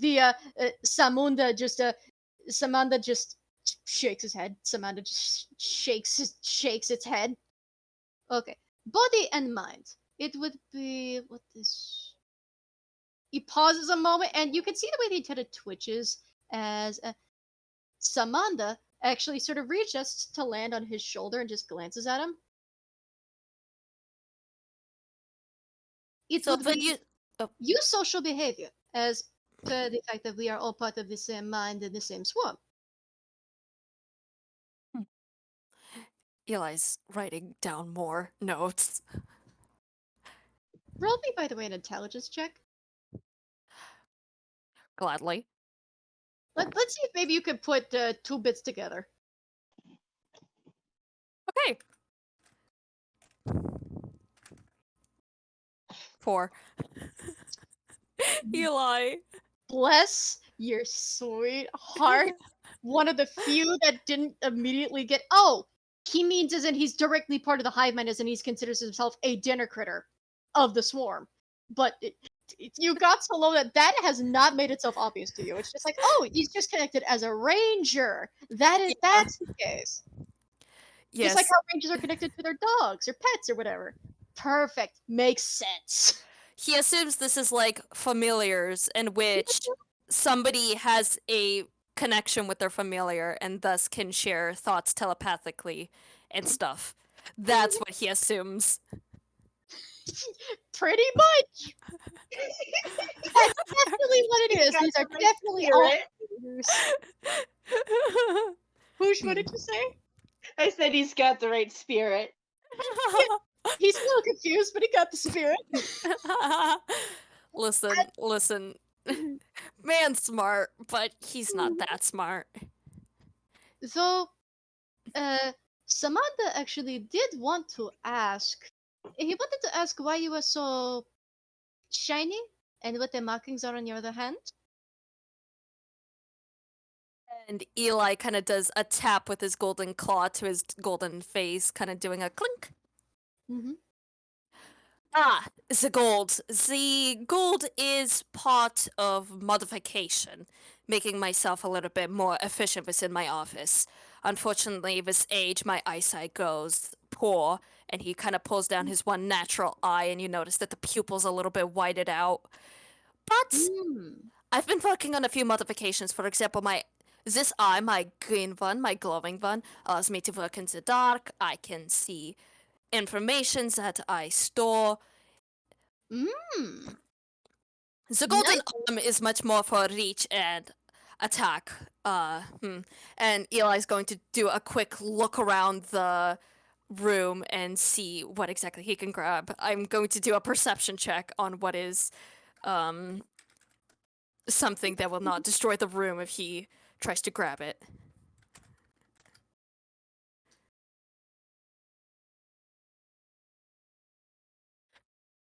Okay, 21. Oh boy. What does he Around the room, Eli sort of sees that it's a pretty plain room, but there's a balloon on the far side by the door. It's a shiny green and gold checkered pattern balloon. Hmm. And I need to roll to see if Interesting. Roguefort has seen a balloon before. Hang on.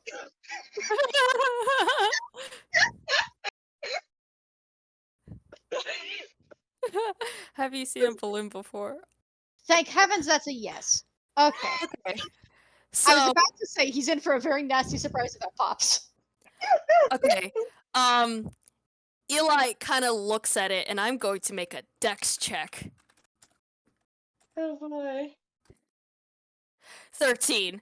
I'm going to say Eli kind of looks at it, and with a quick swing of his arm, you see his wrist detach, and it flies across the room. And no, don't worry, it's not fully detached. There's like a rope attached to the end of it, and it makes like this sound as it goes across the room. He grabs the balloon by the string and he tugs it back, and he pulls the balloon back with it and shows it off to Roguefort. Roguefort is not the only one that looks genuinely impressed like that, and actually, if your eyes were doing the cat thing, his googly eyes have done the dilating thing. It looks like that Mac is rolling his eyes at that little stunt. But I was also fascinated by it, and he's also looking, but he's also taking care not to accidentally lean in the way of it. That way he doesn't throw it off trajectory, because he almost does, but then pulls back at the last second. But Roguefort is, he's just looking at it in fascination. It makes it much easier to grab things around in vicinity office so I don't have to walk across the room or over the table. But I've been working on a few modifications to make myself live a little longer, to make myself a bit more efficient. Simple things like that. Oh, the dinner critters can help with that. And I assume as he's about to try and pull up an offer dinner critter, is that when Otto finally comes back? I mean, if we want to do a quick smash cut, yeah, let's do that. I believe Hoosh said previously that Otto was actually going to get a small visitor while he's cleaning himself up. Yeah, Otto, you're in the bathroom. You're finally starting to feel a bit more relaxed. And then there's a tiny little knock and a little whine of, "I'm sorry." Mica, it's all right. It wasn't really a big deal. I just I made something for you while I was in my room. Okay. Can I come in? Not yet. Give me a second. I'm finishing out this. Is it not a that, or is it something? It's not that. Okay. He finishes up his detailing, making sure he's presentable, and puts the paint back in the hammer space. And finally, opens the door. Mica is holding a stuffed animal. It is in the shape of the bird, but it's mixed and matched. Sort of like she's been sewing a couple stuffed animals together. And she sort of hands it to him and just mutters, "I'm sorry again," before running back to the living room area. Otto picks up the chimera in front of him. Just inspects it to see what is probably not the best stitching work. It's gotten pretty good, actually. He nods and actually take notes for future costuming-related inquiry. Wink, wink. Foreshadowing for a thing that already happened, technically. He'll just give it a little squeeze. Just makes him feel slightly better. It's no big deal. And then... You want to know what it completely is? What is she made for this? She has taken Mac's 10 by 10 foot unicorn thing that he won from the Ducky's Extreme Revenge. I forgot I made... She took the horn of it, shoved it on the bird body. She gave it 2 stuffed cat legs and added a little rat's tail to the end of it. Oh, it's horrible. He gives it a hug.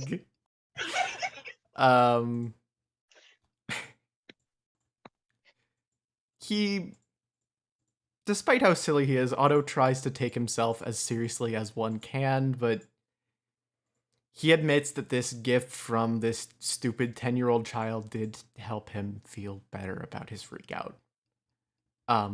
That's something he admits to himself and to no one else ever in his life. He quickly puts the plush under his arm like a suitcase, and then walks out and rejoins the party. And I believe Mikey is AFK, so we might actually be able to take a little breaky here, because we have been let's take a break. We have been rocking and rolling like nobody's tomorrow. Yeah, we have. 3 hours. Listen. I need dinner. Oh, yeah, hold on. Let me pause and do what? And we're back. We are back to the screen showing Roguefort offering. Let me actually roll which one he offers. He's not gonna offer Blanca because Blanca's beloved, but Scroll to the bottom of Roguefort's thing for. Okay, so I need to roll a d14 because there are a couple other bugs in there that I didn't actually go into, but Fair enough. If you want to, you can send me in DMs all of them. Okay, so a 6 is. It actually takes a minute, Dang. but he kind of glances over, and there's the floating. Of course, there's the golden dragon roll dinner critter. There's Also, I mispronounced the Japanese name it's based on. It's Samanda or Samanda, Samanda. But What's the matter with you? Sorry. it stares at him for a minute, and he kind of tilts his head like he's asking if it's sure about something. And then Eli, you watch as one of the little dinner critter discs, one of these smaller dinner critters attached to this dinner critter, goes out of alignment with the others and actually leaves the line. So the golden dragon roll dinner critter is now one mini maki shorter. And Samini is I'm just calling it Samini. A Samini quietly levitates down into Roguefort's little claw and he offers it and goes, "Try it." I very quickly have to ask what kind of food is it based off of? A golden dragon sushi roll. Mm. So fish, rice, and spice. Actually, let me pull up the ingredients to the golden dragon roll specifically. Eli just kind of looks at it. He doesn't really touch it at first. Kind of does a Okay. quick poke at it. So we do have the ingredients. Inside, the golden dragon roll is hot, crispy salmon and avocado with a fiery kick, topped with mango and black tobiko, which has been dyed with squid ink to give it a squid-like appearance. Yeah, squid. You're offering this to eat. It is what dinner critters are for. Try it, he says, and his eye is almost exactly the same as the googly Okay. eyes on the dinner critters that's just staring. Okay, listen. The only reason why Eli has hesitation is not because this is a living creature, but he's wondering on how much this is going to mess him up on the inside. My God. Fuck around and find out, kitty boy. You've been offered the gas station sushi. No, I don't mean that as in. Okay, listen. Eli's mechanisms go much deeper than on the outside because he also on the inside is made up of mechanicians. So he's debating on if it's really that good of an idea to eat something because he's not sure how much it's going to mess him up. But you know what? He gives it a quick shrug, and he'll find out how bad of an idea this is as he just tosses it into his mouth. Give me just a moment because I now have to mark down that the golden dragon roll, Samanda, has 8 mini maki attached now instead of 9.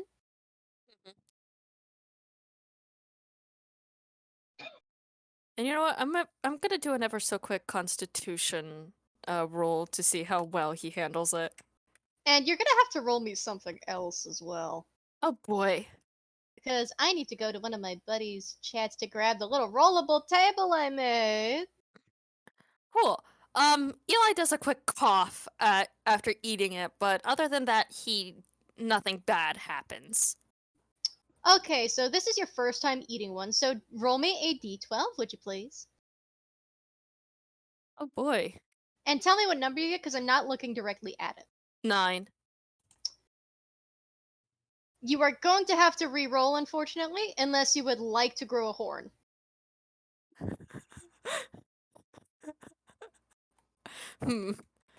Tempting. Either you can take a sushi dragon horn growing out of your head, or you can take a reroll. I'm gonna re-roll. See what other parts will change. 10. Okay.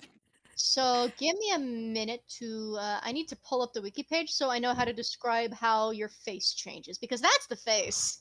Oh! Just kind of hard, but okay. So Could have just gone with horror, but instead we're going full in. Also, Spiffy, I I am staring directly at what you have I said. told you specifically not to. I would play Roundabout by staring Yes, but I don't want to get a copyright strike, so Fair bo enough. do.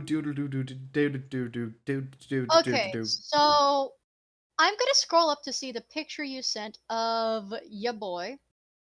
Of Eli? Uh-huh. Allow mean- me to describe what happens because this happens to your muzzle snout. It's not your whole face, it's just your muzzle. Okay. Isn't that like artificial? Yeah, it is made of gold. It still is going to slightly change. Unless you Unless you would like to say it's the eyes instead. I'm tempted to go back to horn. Okay. Let's go with horn. All right. You hear what sounds like a cartoony but slightly bit crunched kind of popping sound. And you almost don't feel anything at first, though that well, you did cough. That didn't taste that bad. Spicy, yeah, but still tasted like sushi, oddly enough. But then you realize that you do have something recent because you're pretty sure that you don't have horns. So you reach up, and it is specifically to the right side of your head that you have been. You've grown a horn of some kind. You don't know what it looks like, though. You just feel it's there. Okay, upon immediately feeling the horn, you see Eli kind of flinch a little as he suddenly leans forward a little bit. His eyes widen as he touches this little horn that he has suddenly grown, and his tail is like swishing side to side furiously. Uh-huh. Roguefort is just staring pleased as punch, as is Samantha, who now just lands politely on Roguefort's head. Eli is kind of like rubbing the back of his like golden hand and is going to try and use the reflection of it as like a mirror to try and look at what happened. So what you see is in silhouette, it looks. Hang on. In silhouette, it looks like a traditional Japanese dragon horn. You know, the long. It's an obscenely not exactly sharp but pointy horn with the branches almost like a deer, but not quite. It's very stylistic and still. Well, you do realize something else, but we'll get to that in a minute. But it is made of. Let me pull up the ingredients to the roll again. It appears to be a horn made from. It honestly looks like pieces of avocado. It looks like somebody carved some avocado or some avocado shell to give you this long green horn.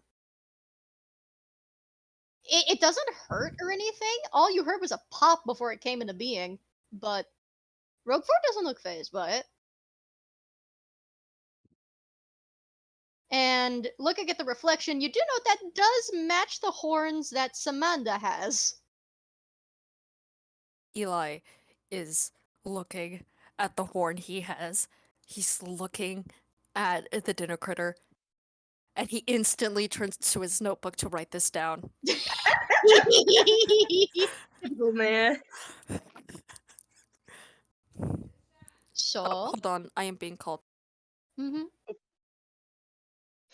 I can't wait for Otto to come back into the main room and Mica and for them to see that.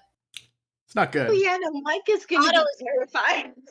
Otto's going to immediately know what happened. God, hold on. When did this? It was after. I'm fairly certain this is after Honey Party app before any Halloween stuff. So Otto's opinion of the dinner critters is not exactly good. Uh-huh. So I'm just gonna post a I just feel like this is an auto image. And I really like this image, so I'm gonna send it. Okay, I'm back. Welcome back. Okay. Welcome. So, Roguefort is just waiting for you to finish taking notes before asking, "So, how do you like it, monsieur?" So after he's done taking notes of it, he's okay. If you want to do an insight check on Eli, because he's not really responding back. Sure. And you can actually roll another intelligence check with advantage this time, or nature with advantage. One of the two. Insight is a +2. I think I'll go with intelligence. Roguefort, buddy. Roguefort's in bug brain at the moment. Thank God you have advantage. Oh, right, I forgot. 13. 13 on which check? The intelligence. So you don't really note anything is immediately wrong with this transformation. You have a horn now, which looking at Samanda makes some form of sense. Apparently eating the critters grants you some form of their features. You also feel slightly better about it, but it kind of takes you a minute to think. And then you realize, looking between Roguefort, who's just looking just polite and curious, but is also looking like food, and the dinner critters, that they have the exact same googly eyes. You realize now what you did not realize earlier. When Roguefort said he was connected, it was not a familiar situation. He feels he's part of them. And it is slightly easier to see now that he's just sitting, waiting for a reaction or waiting for you to ask questions, that he's got a similar expression on his face to the Samanda currently sitting on his head, where its back half is levitating in the air, but he's just politely seated in the chair waiting. There's no. With that, you can at least easily tell he means no malice. At least, it's not visible if he means it. You don't think he does, but he doesn't. This is genuine curiosity and pleasantry at the fact you've taken an interest. But the fact that it's an identical expression to Samanda is the thing that tips you to, oh, that's what he meant. Oh, the resemblance is a little uncanny now that I'm looking at him. Okay, Eli does notice it, but the only sign that he shows that he's made the connection is that he tilts his head a little, but that's as far of a sign as you get that he's made the mental connection. But apart from that, he's got a little bit of mixed feelings upon the horn. On the one hand, this is very fascinating. Wow, okay. On the other hand, he's not very happy with a redesign. Okay, listen, he's fine with redesigns, obviously by the way he looks, but okay, he'll let this one slide. It was for science. This one was for science. Above board, it is temporary. Okay. Since you've just eaten one, so it is temporary. It will only last about an hour or two. Okay. But Eli doesn't currently know this, so he's deciding, when he gets home, he'll find a way to remove it. But like, this is like a mix of like fascination and like, oh god, I've been changed. It's just a look of, oh, now you're standing in front of a rabbit hole, but do you want to go deeper? So, it appears to give a bit of a redesign. It improves things. Ever so slightly. Mood, health conditions, clarity of mind. It depends, really. But yes, it does redesign some things. You normally cannot choose what it designs, though.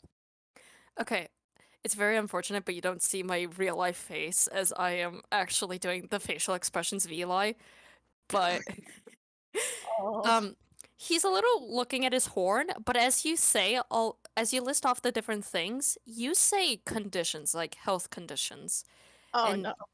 You could catch a little bit of a perk, and he looks at you as he hears that being mentioned, but he doesn't press further. Oh no. Thankfully, no. Roguefort is not of the mind to press on that. He was just, just testing the water a little. Just like, oh, you want to try one? There you go. Hope you like it, buddy. And thankfully, Samantha has plenty of segments to spare. Now he has 8 left over.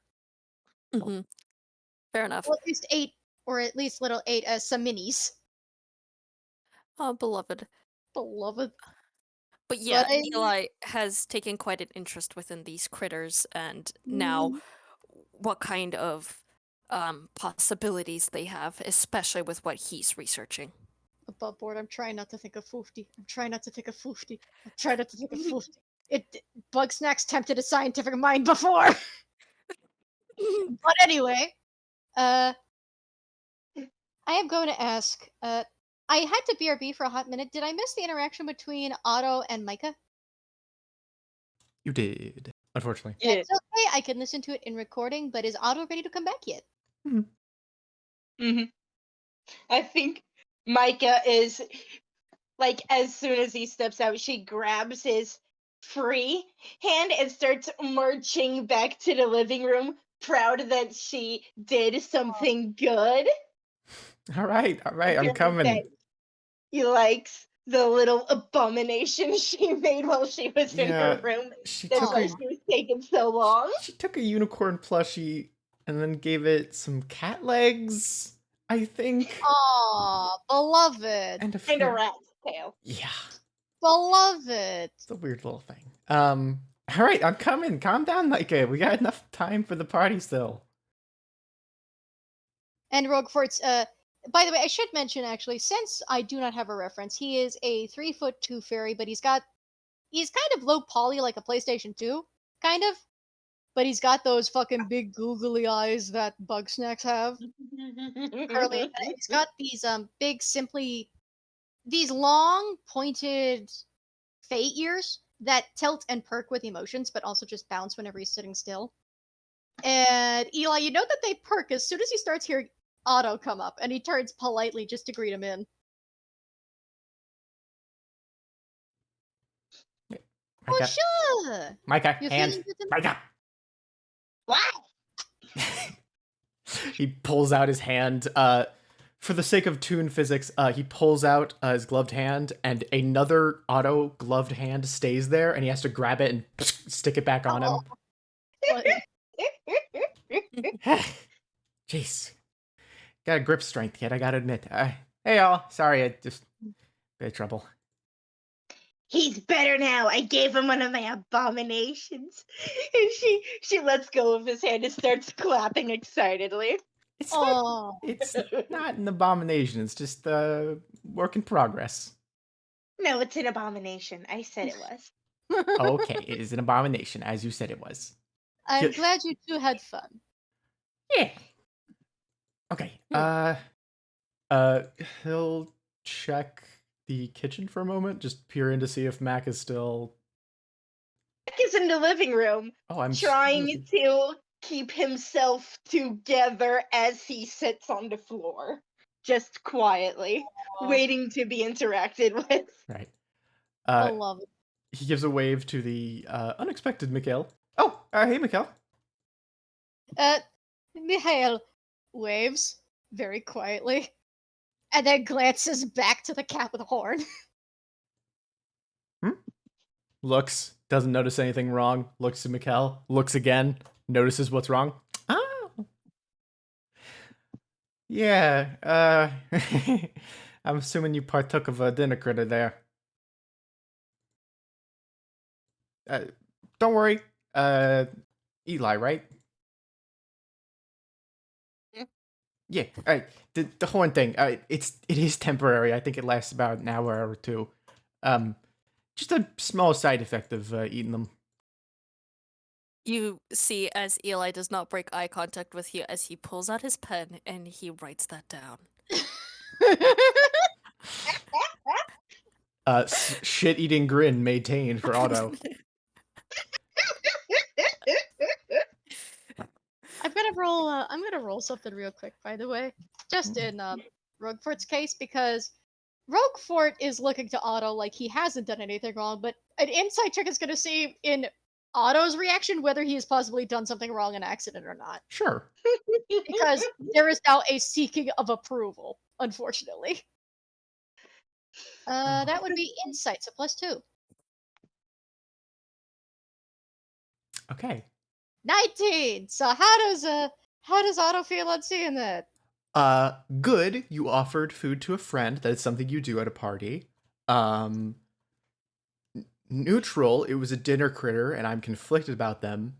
Bad. It doesn't seem like he understood the actual results of eating a dinner critter, meaning that was not explained to him prior, which is not something Otto does not seem to be approving of. So it is a reaction, but leaning on good. Leaning on good. The ears twitch slightly, Oh, but he maintains pleasantry. so Micah, what is the next step for this festival? Bonsai? Something like that. Food. Food? Food. Food. How hungry are you? Very. Give me a definition. Come on. She's trying to rack her brain for a definition, and she immediately turns to willing to eat Eli's entire science table. Okay. What? Roguefort lifts an eyebrow. That's how hungry she is. I appreciate the tenacity, but I don't think that is considered edible. It is not. It isn't, but I'm willing to try. Yeah, Please do not. you've got gumption, kid. I'll give you that. He gives a pat on the head before Eli can reprimand Micah. Mica, I will tell you that those potions on my table are very strong. They are meant for certain conditions that you do not fill out. You will die. Okay, whatever. Meanwhile, Roguefort is going to very politely reach over and tap Eli's paw, hand, one of them, just to lean over and quietly whisper, ask, Is the food here solid? Do we have to participate in the food? Hmm. 'Cause Well, it tends to be a bit of tradition to eat the food, but as I personally have a bit of issue with it, I don't tend to eat. it's I just can't have solids is the issue. I stopped being able to have solids once I pupated. Eli mentally takes note of that. I love the beat of silence. Are you?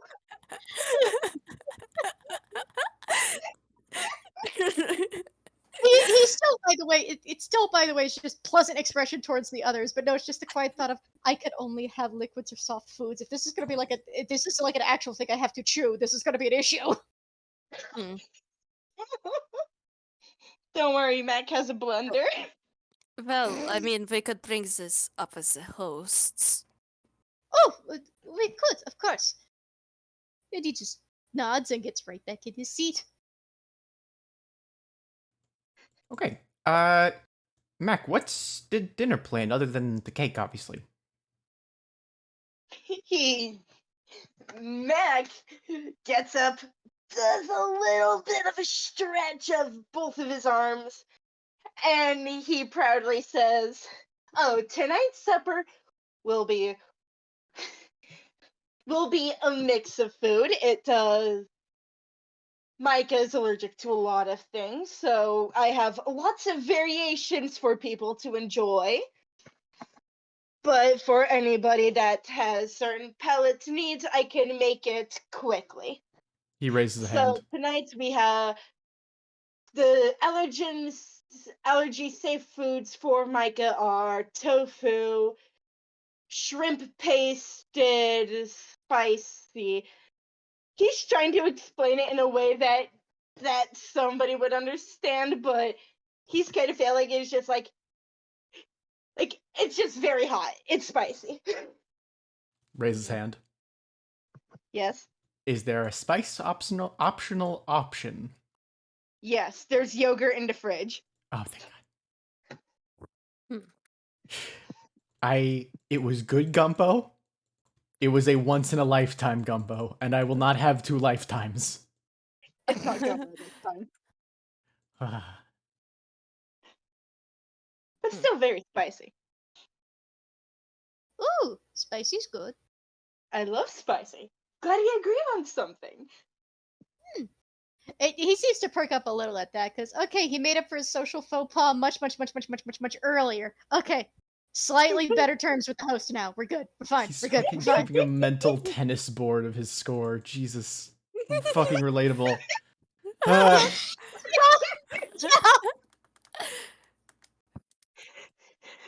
Mac is just trying to gather his words again after his little bit of a fumble with the food stuff. He's just like, everything. You guys can just come into the kitchen and grab what you want. Mica has to be first since she's the birthday child. And then the oldest goes next. And then the second. And then the youngest. Does that make sense? Thumbs up. Mm-hmm. Though I'm pretty sure it's gonna be pretty obvious who's oldest youngest. That you think that's a joke on Eli's age? It's not. It's really not.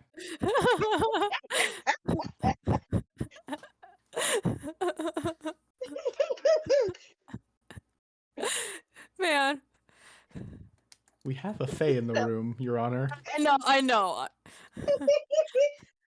So Mica being told that she could go first because it's her day, just runs into the kitchen, grabs what she wants, and then just scampers out of the room with a plate of mashed potatoes, rice, tofu, lots Mm. of lots of various sauces, and most importantly, a giant juice box.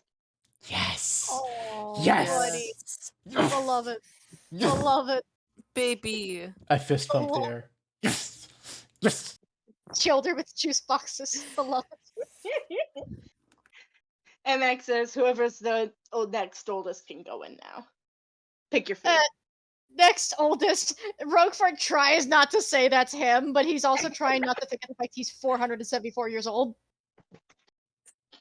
He stands there for a minute before he has to politely raise a buggy hand and ask, "Do you mean in material plane years or in Feywild years?" It doesn't matter. But just go Alright, get your food. That's me. Alright. He gets up and politely flits over to the kitchen. So what's Roguefort in selection? kitchen, rice, mashed potatoes, tofu, chicken, beef. There's a whole variety of things. There's even fish. But as when Mac was describing what's in the fridge for Otto, because Otto can't handle spice at all, there is a giant tub of yogurt. There are a few of them. One's banana. There's strawberry, plain, and peach with chunks. Roguefort is going to stand there a minute, and I actually need to make him one more save. Oh no. Is he a fucking yogurt trauma? No, not yogurt trauma. It's thankfully 15 meets it beats it, because part of him was about to go and ask Otto, "Oh, what should I get?" before realizing, no, wait, my decision. Don't have to take orders from anybody. Yes! I love him, Your Honor! I can pick food. I could pick food, and he's just kind of, he's like trying to, it's unclear whether it's the dinner critter swarm that's just mentally reassuring him, whether it's the sword or whether it's anything else, but he's like, I can pick my own, and he's just looking through, and the first thing he's going to get is, of course, he is going to get a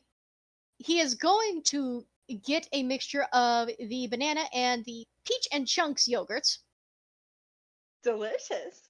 and he's gonna mix them. Okay. Okay. And he is going to make sure that is sectioned off on the plate he gets, because he kind of, then he pauses a minute and glances over, and if there's only plates in there, oh dear God, okay, he has to. Oh no, there's not only plates, because Mica was very picky when she was a little kid. There's sectioned off plates. Oh, and okay. There's bowls Bowls he's used to. Bowls and plates he's used to. The sectioned off plate makes him feel weird, but that's fine. It's a mortal thing. It's fine. Okay, all right. They have section cafeteria plates. Okay, he's gonna put that mixed yogurt in a bowl, not a plate. And on the plate is gonna go a heaping amount of the mashed potatoes with he actually glances over to make sure nobody's glancing at it, and then he bends his head down and taste tests it real quick. Adds a whole piece of butter, a plethora of salt, pepper, and a couple other spices. And he's also going to grab some of the rice and fish. Sorry. And a entire chunk of tofu. He adds the butter to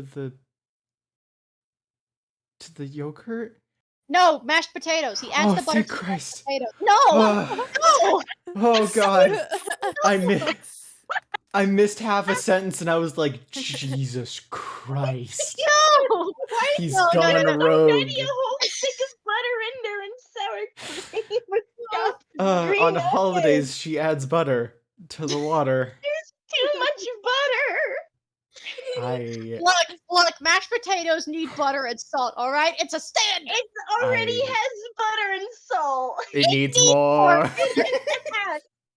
I'm taking psychic damage. More now. butter. There's no Potatoes. too much butter. He's already putting in more I butter. am Just for ta- that, he's putting in 2 pieces of butter.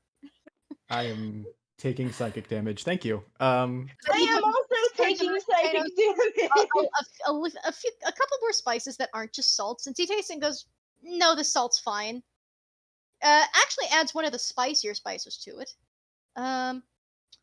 He looks over to the rice, gives that a taste test, adds the tofu to it, grabs a couple of the green seasonings and actually sprinkles a little bit of green seasoning to it. And he gets an entire fucking chunk slab of the tofu for the rice. And he gets himself a spoon. Or he gets himself 3 spoons and a straw. And he is going to politely head back out with his Wait, roll to see what straw you grab. That is What? 1d3. Straw. Okay, Roll. 1, 3. Roll for straw, Your Honor. Up, hang on, that's a 1d3. Oh, it's 3D. You That's grab a silly straw. Oh, yeah, he would. Call back to the beginning. Yay. So Micah has like a ton of silly straws. Oh yeah, no, he probably grabs one of the goofiest, most incomprehensible looking ones just by default of, oh, this'll do. This is like a proboscis, right? Yeah, totally. Grabs it. And he's just going to pause as he glances at his yogurt for a minute. He's going to look around real quick, and can I roll him an investigation check to see if he can find something? Grr. He's not used to being able to go rogue with food. You gotta forgive him. He's not used to it. Normally it's just like, oh no, you can just get simple bare minimum shit. It's fine. You don't need that much. You don't need anything good. You just have to hunt. I am so happy that for is- him. Investigation is a +1. Bless his stupid little heart. The fact. Oh. 14. Does he happen to find a container of sprinkles? Micah's got some color allergies, so you can probably find blue sprinkles, but not red sprinkles. Blue is fine. He grabs the blue sprinkles and he puts a few of them onto the yogurt. That's it. Okay. And then he puts that container back. And then he proudly leaves the kitchen with his bowl, plate, 3 different spoons, and a silly straw. And flies right back to his chair and sits looking pleased with himself and hopefully not at all judged by anybody else. You see the exact opposite in Otto. Like, it is a recognized game moment of like, I love everything you're doing. This is incredible. Thank you. Okay. Mac already knows that Eli is like old, so he just looks at Eli with an eyebrow raised. Okay, I'm gonna be honest. the excuse that I've given as to why Eli didn't get up when said oldest to youngest was due to the fact that he was too distracted by dinner critter. Yeah, to be fair, it probably was focusing on the Scorpeno that was playing with the little rubber plastic snake out of sight. Oh no. Uh, mm, Eli. but yeah, Eli, upon noticing that Mac is like looking at him directly, finally catches up. There's like a bit of a snap as his pupils become slits again, and he stands up and he heads off to the kitchen to grab whatever it is he can eat. There's quite a bit. I think the first thing he's most likely is going to go for is mashed potatoes and yogurt. Good. Old men. Good. Yogurt seems to be a popular pick. Look, frozen yogurt's good. Yogurt's good. All right. It's not even Look, frozen. normal what- yogurt's good. Normal Remind me yogurt's of the other things that there are. Various meats, tofu, a spicy sauce that is optional, Mm. and the cake is sitting in the fridge, waiting till after supper. Eli's not going to touch the cake. Don't worry. Good. He was Also, I'm brought just over gonna to post an candy. image in the audience chat of what barbecue bunga looks like. So, this is what barbecue bunga is. Bunga.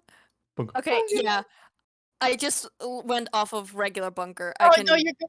You're good. I just want to post that just so like I also had a mental reference of just Eli having a tie with just barbecue bacon cheeseburger, Yes.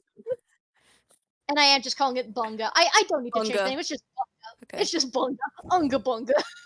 Yes, unga bunga. Okay. Bunga makes Eli's brain go unga bunga. Good, Okay, anyway. good. Eli is truly debating, and he eventually shrugs like, this is Mica's birthday. And as he takes some of the meat, and he's going to try out a few of the spicy options because he might as well treat himself. He doesn't care if this is going to cause problems later. When you do, when you do eventually take a bite of the spicy stuff, I'm gonna have to ask you to roll a Constitution save when you do. Awesome! Oh, Roguefort got some of that spicy sauce for the fish, so that's gonna be fun. Him. Okay. Little Listen. guy. Okay. Listen, hunger is one of the best things to come out of it. All right.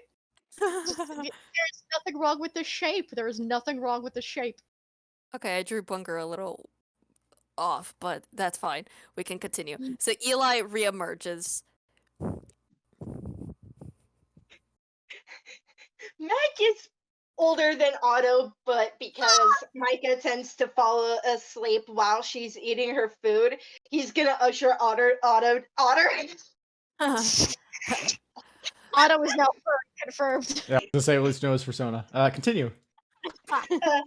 That Otto can go ahead and that he'll just eat off of Micah's plate when she inevitably passes out.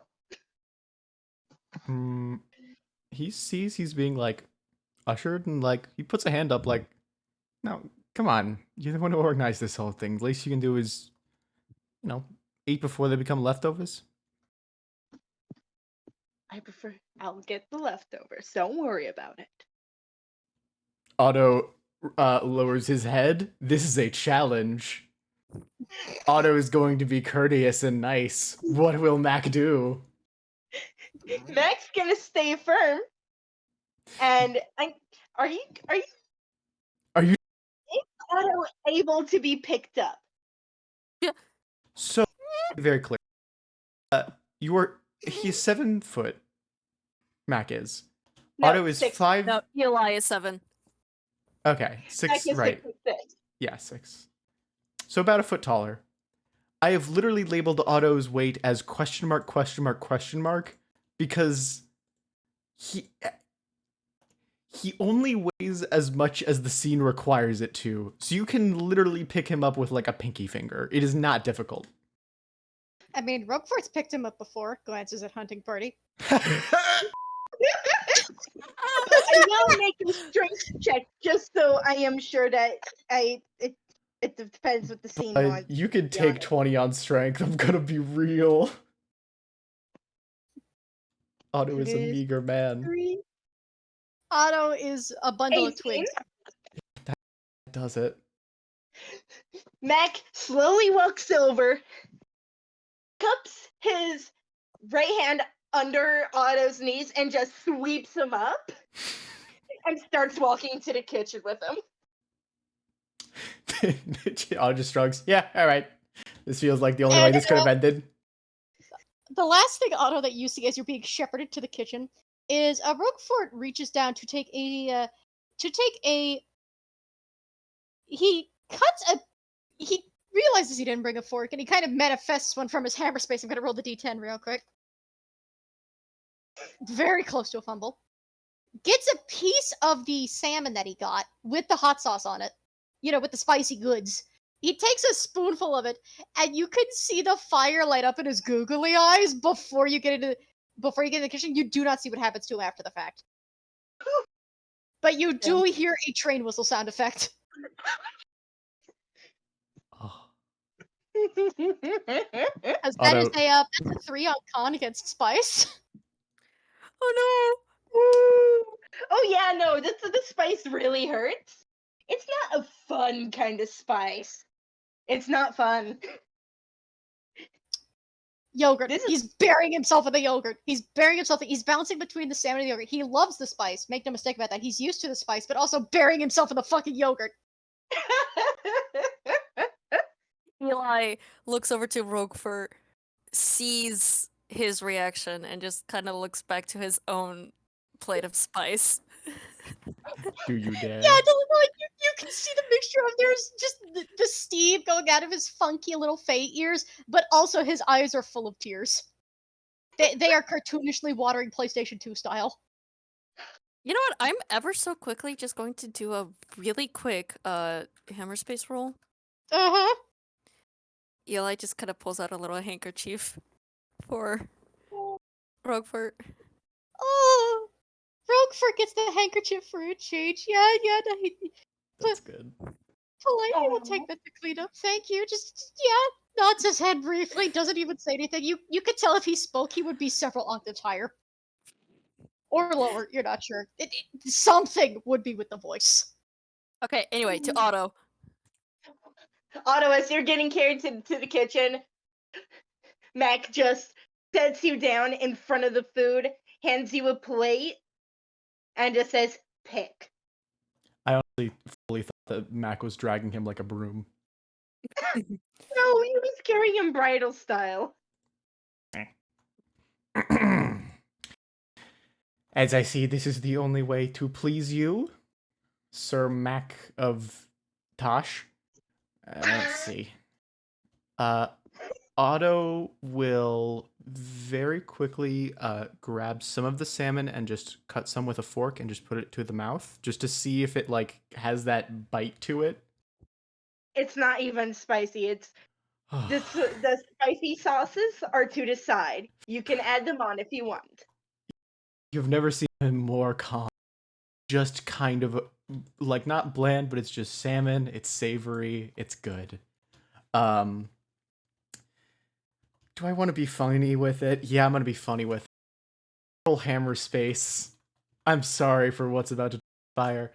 Otto pulls out a fucking thing of freshly cooked and still warm tortillas and begins fixing himself some tacos. You know what?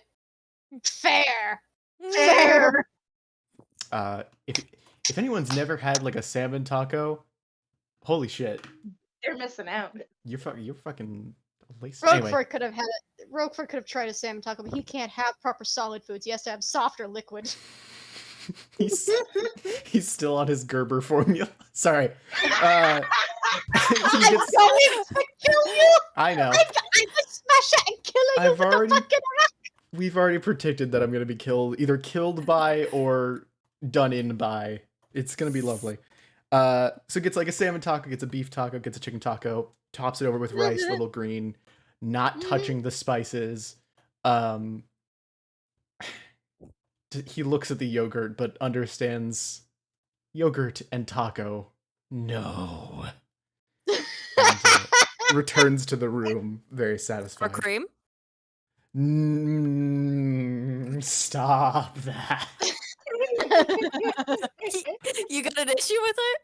Yes, actually.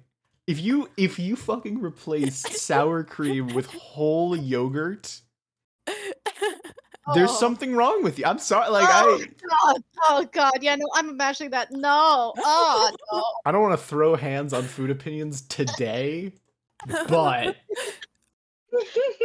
Otto, nevertheless.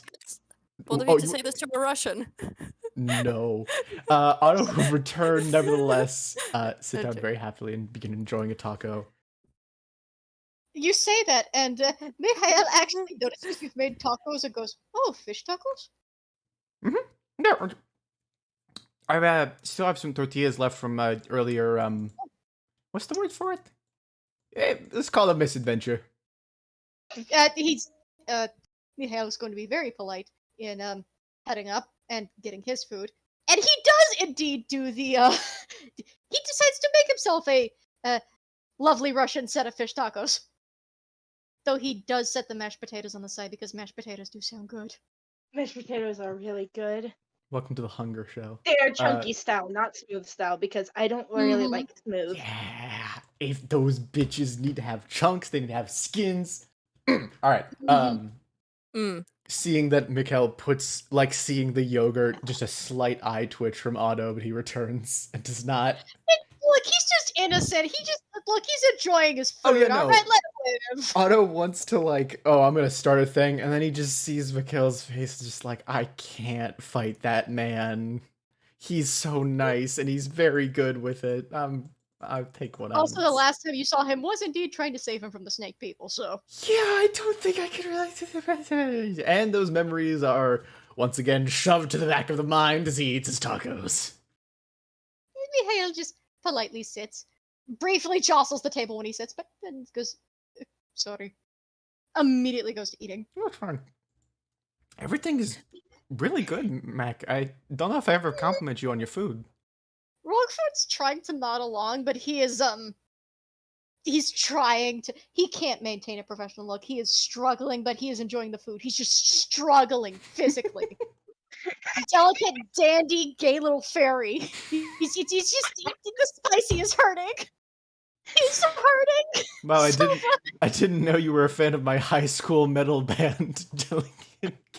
I'm going to. You do notice though that he actually allows time for occasionally a dinner critter will materialize to have bites and pieces of his food, like politely scampering up to the table, taking a bite, disappearing again, and none of them are fazed by it. Except maybe the white Strabby who tries to take a bite and then turns briefly into a Strabby that almost is on fire before calming back down. Okay, depending on the frequency of these dinner critters, I do want you to know that every single time one materializes, Eli goes back to that thing of where his eyes dilate, his tail is just wagging every single time that he sees one, and then he just returns back to slit eyes and resting tail. Another one materializes, sudden interest. It just continues like this until he becomes bored of just constantly switching, and he just stays as ooh, critter. Yeah, no, it's just let's see. You see a couple that Roguefort actually has to pick up and set at the plate. One of which looks like it's imitating the appearance of a bag of jerky with googly eyes. Which you don't see the mouth, but it apparently eats pieces and then disappears again. Sets those aside. If you hear barking, I apologize. The dogs are getting acquainted. Dog.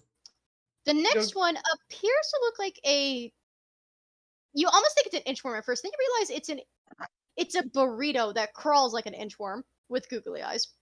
So it also takes a bite. It briefly breathes a little fire and looks like a dragon, then goes back to normal, disappears. Then there's one that looks Sorry.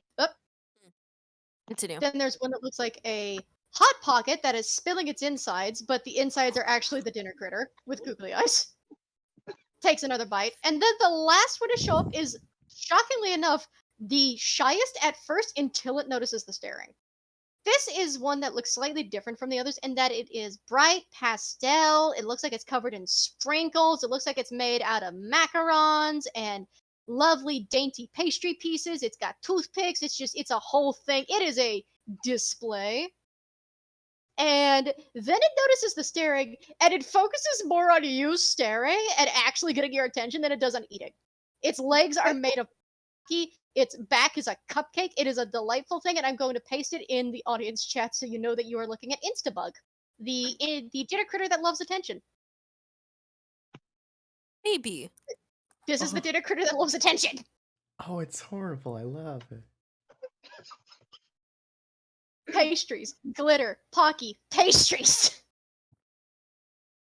That is the only one that doesn't disappear once it's done, aside from Blanca, who can't take the spice and just dunks herself into the yogurt full force, briefly making you think of yogurt dipped strawberries, resisting the urge. Eli is resisting. All right, so Eli, you have taken a bite of the spice. You are handling it much better than Roguefort has. It still hurts. It's still spicy, but you were handling it well enough that you do not have fire or a whistle coming out of your ears. Mm-hmm.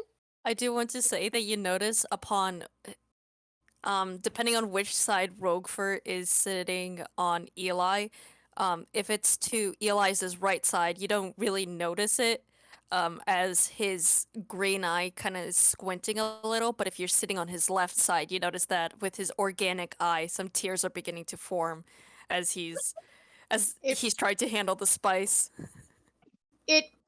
Roguefort would be on the left because the right seat is more accessible for Michael. Fair.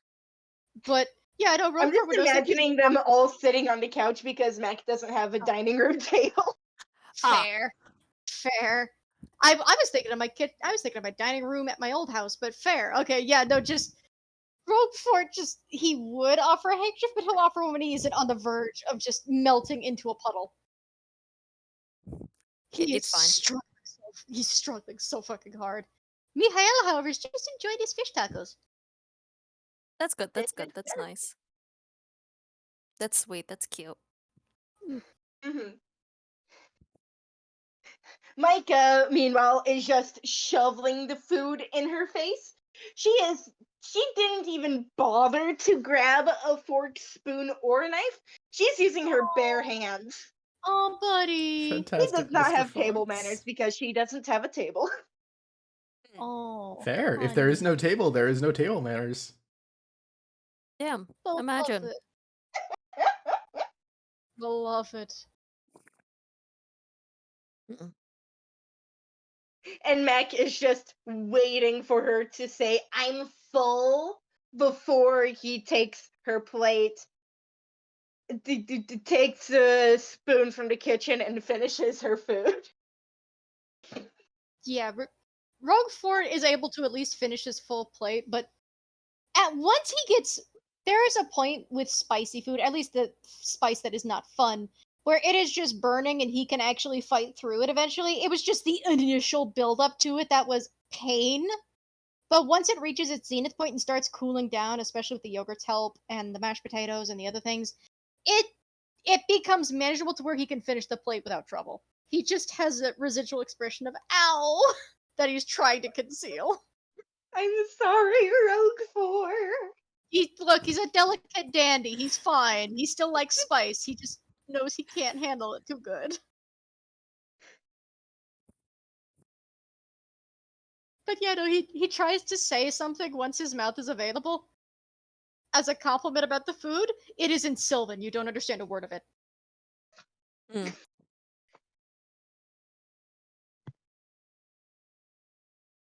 Oh, buddy. Beloved. I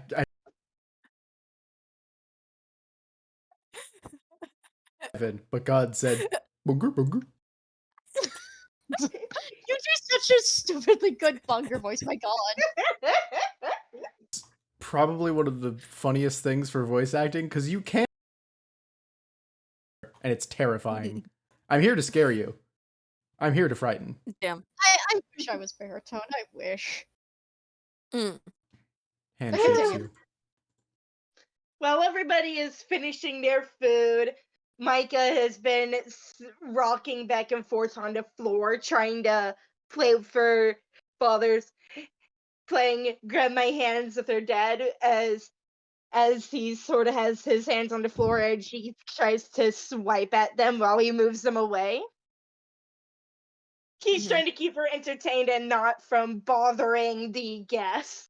Oh, beloved. I'm gonna make one more wisdoms. Actually, you know what? VB! Intelligence or wisdom save? Let's go intelligence. Cool, okay, we're going with seeing if he can remember something. Got it. Awesome. Oh no. I'm sorry. Man. Pensive. It's a 7. Something in the back of the mind almost feels familiar, but no, it's just nice that a father's playing with his kids. That's nice. Maybe a little too focused on the spice. Maybe too much spice to think clearly. Maybe. Mac eventually does pipe up when everybody sets down their plates. It's just like, okay, make sure that you absolutely are full, and he sort of looks at the wall analog clock and just says, in about 30 minutes we will be having that cake. Roguefort raises a tiny hand and goes, "Will you be able to blend my piece of cake into a shake?" Of course. Would you like ice cream in it? He glances up, pauses. Otto is chanting, cake, shake, cake, shake. By the sound of it, I do not think I need ice cream yet, but I will consider it after tasting. Thank you. Do it. Cake, shake, cake. I'm gonna roll another wisdom save, alright. For those who are not in the know, cake shakes are a real thing. Gabriel They are Iglesias does a good. very good bit about them. That's a 21. Yeah, he can resist for the moment, but once he tastes it, he'll see whether he wants ice cream blended in or not. But no, I'm specifically thinking of the Chicago cake shakes. Yes. Oh, I love shake cakes. I wish I could try one. one. I'm so proud of the amount of food crimes Chicago commits. God, fucking good. I wish I could taste them, but sadly most of them are chocolate, and chocolate has soy less of them in it. But anyway.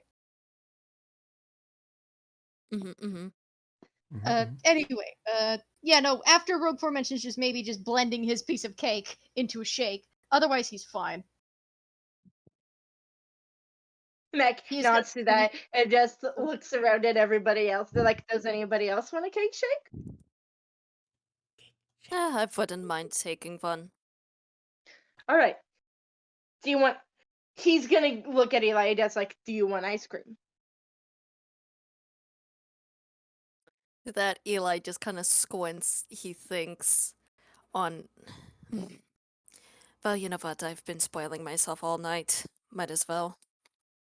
Yes. Good. Anybody else? Yes. Otto? You are very firm on this sort of idea. We have different ice creams because I know that I can hear you over there. What kind of ice cream do you want? We have coconut, vanilla, and strawberry. What flavor is this cake? This is taking a grave turn for seriousness. This is the most effort he has put into something. He just says it is a plain cake. Coconut. All right. Eli, do you want coconut as well? Eli nods. Wonderful. I will do that in a bit. And he just sort of flops on his back.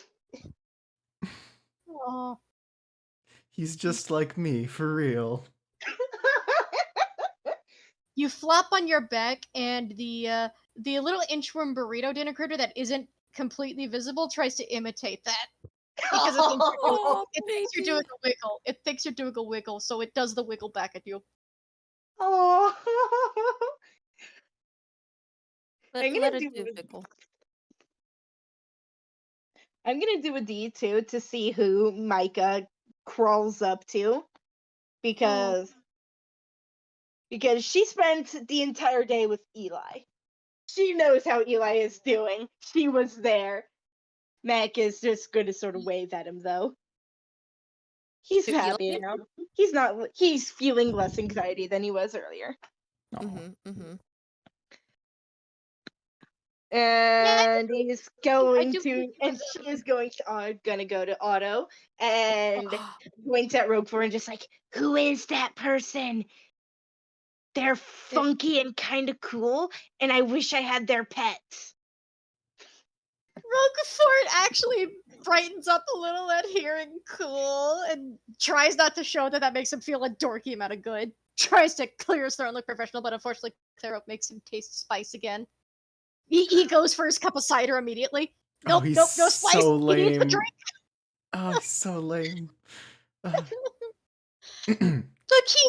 Look, he's centuries of trying to be cool. Look, let him have it. Let him have it. Never. Anyway. Sorry, you think he's cool?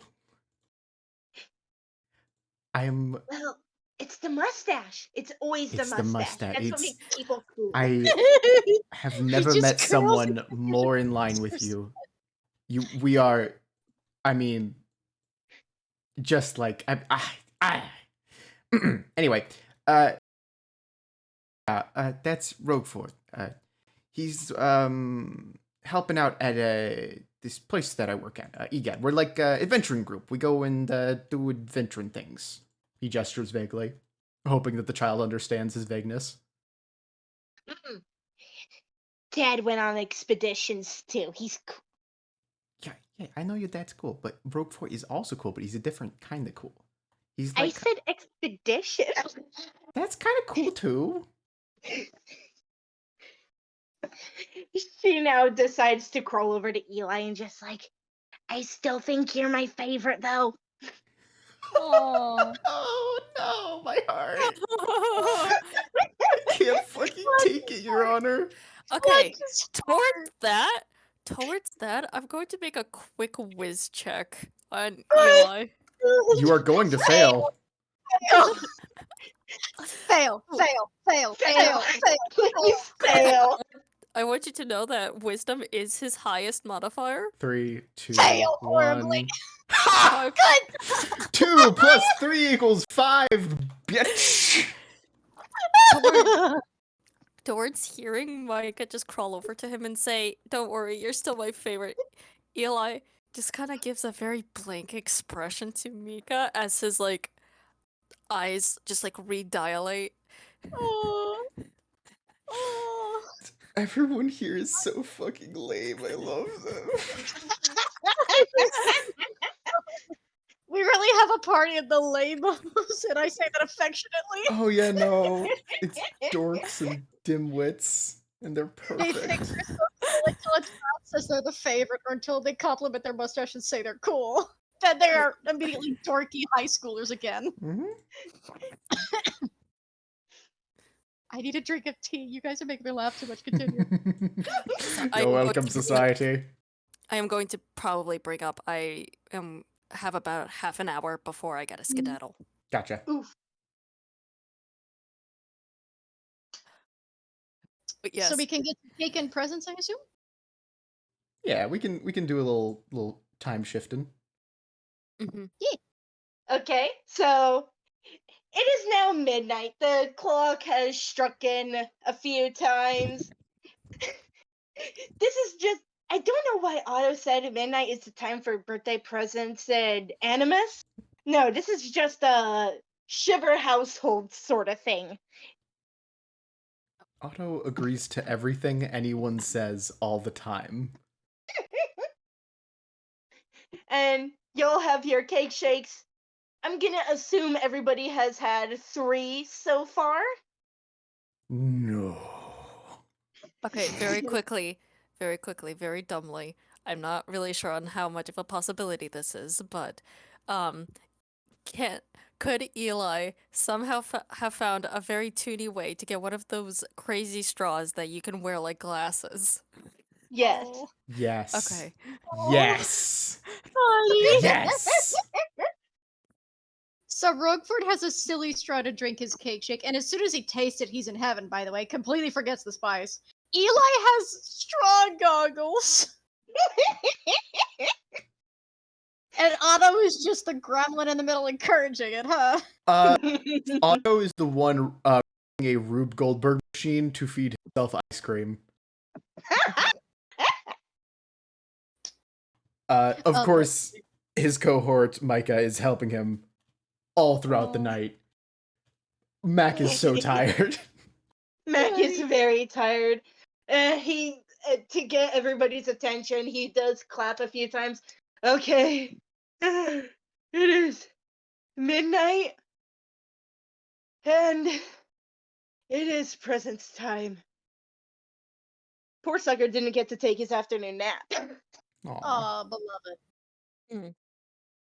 And so he looks through the pile of small presents and he's just like, okay, Micah, go pick one. And Micah, I'm assuming that she was in the middle of helping Otto build something over his head and she immediately drops whatever she was holding onto him. Aw. Oh yeah, no, just boom. Dunk. He falls with a hold on, let me grab the fucking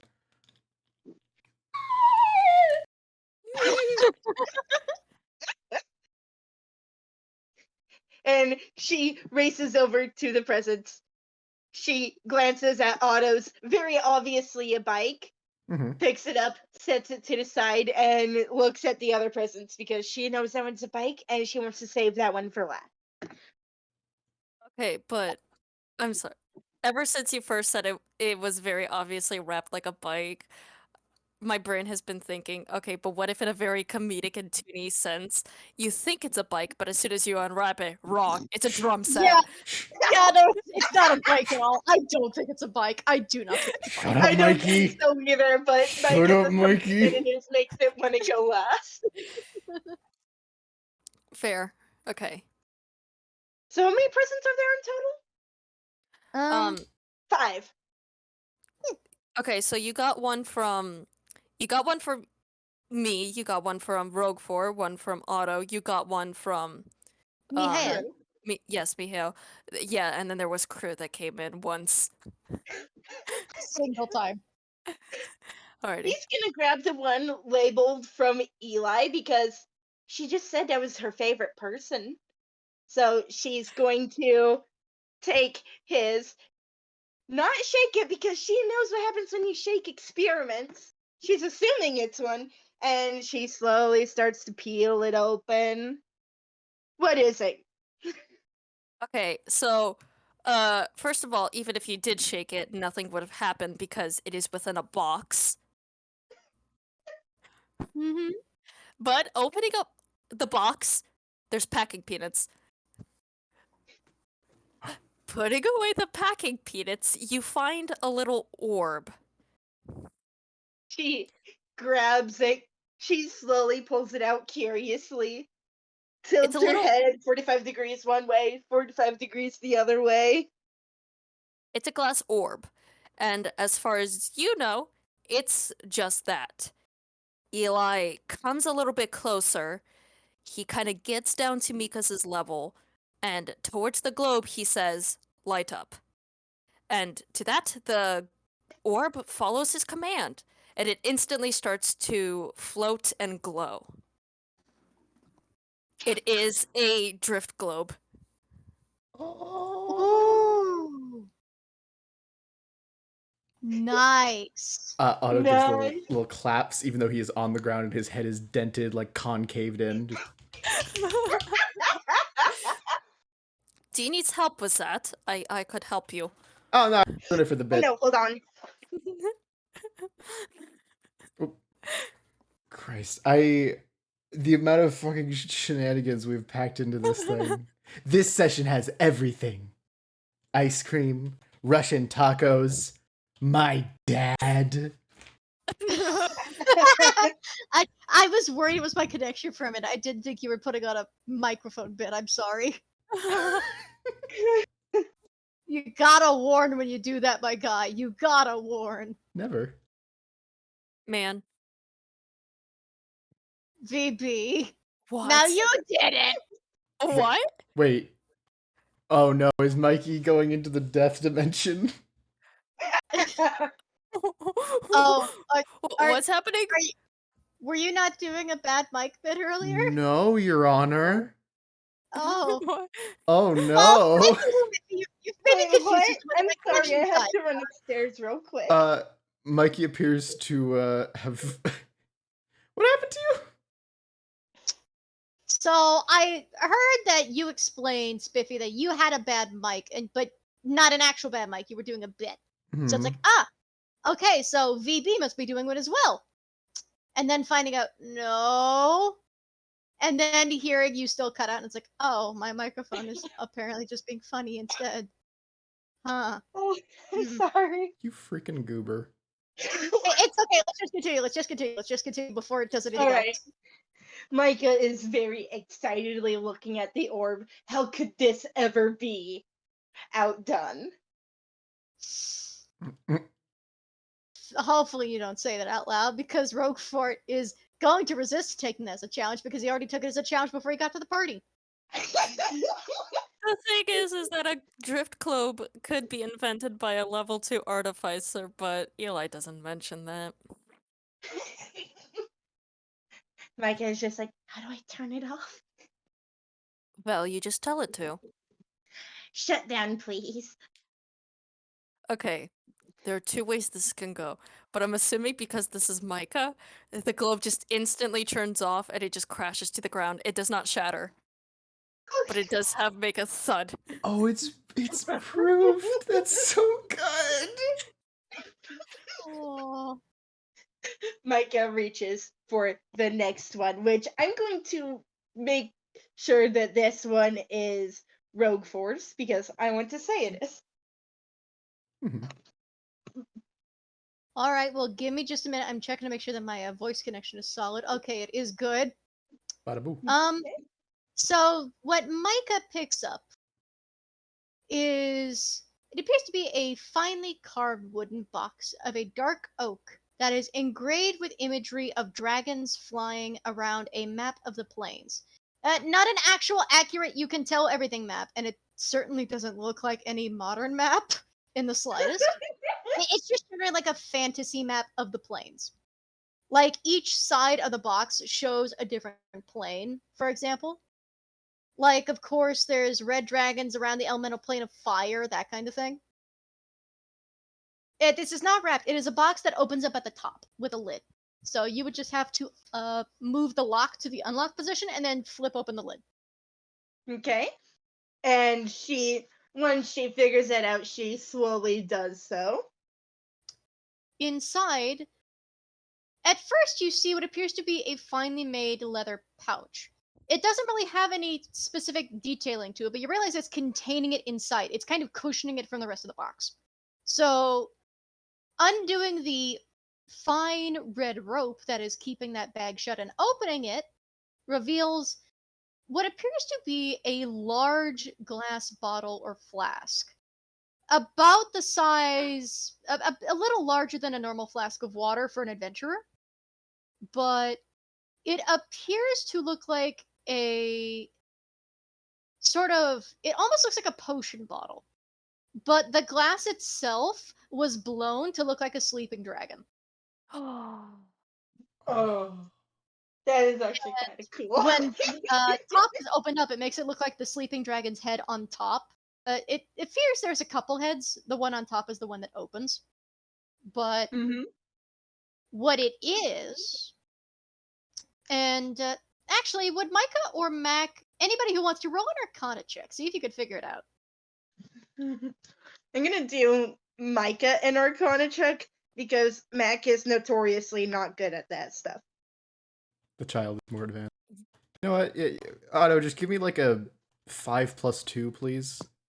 I said 5, not 15, you dingus. Stupid bot. Oh. Oh, he's making me look. She's not good at magic stuff, apparently, which is bad for her. Nat 1. Okay. I You have a piece. Oh! Okay, so VP, what'd you get, bud? It's a nat 1, I think, on your +5 Arcana. yeah. Hoosh, what did the child roll? The child rolled a 20, but it's a. She rolled a crit.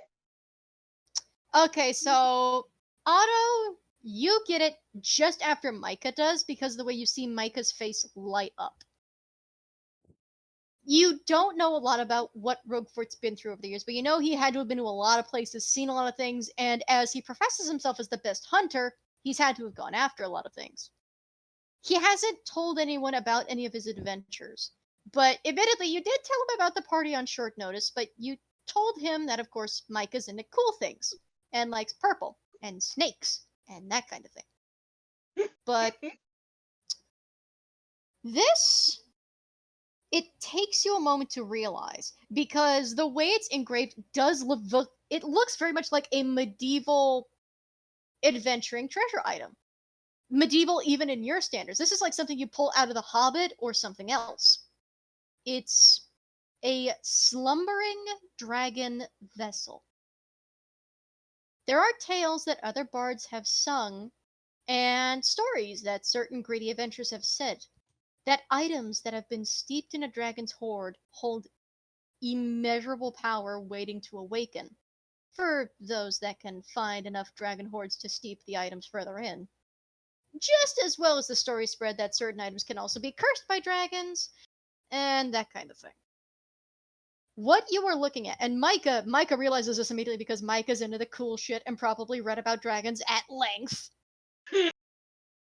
is this is a slumbering dragon vessel in the style of a very large potion bottle or flask. It's a container meant to hold a liquid. It is a wondrous magic item, uncommon, but requires attunement. As a bonus action, if the vessel is empty, you can speak the command word to fill the vessel with one of the following, your choice, since it is in the slumbering condition. It is not any higher. Ale, olive oil, a potion of healing, or a potion of climbing.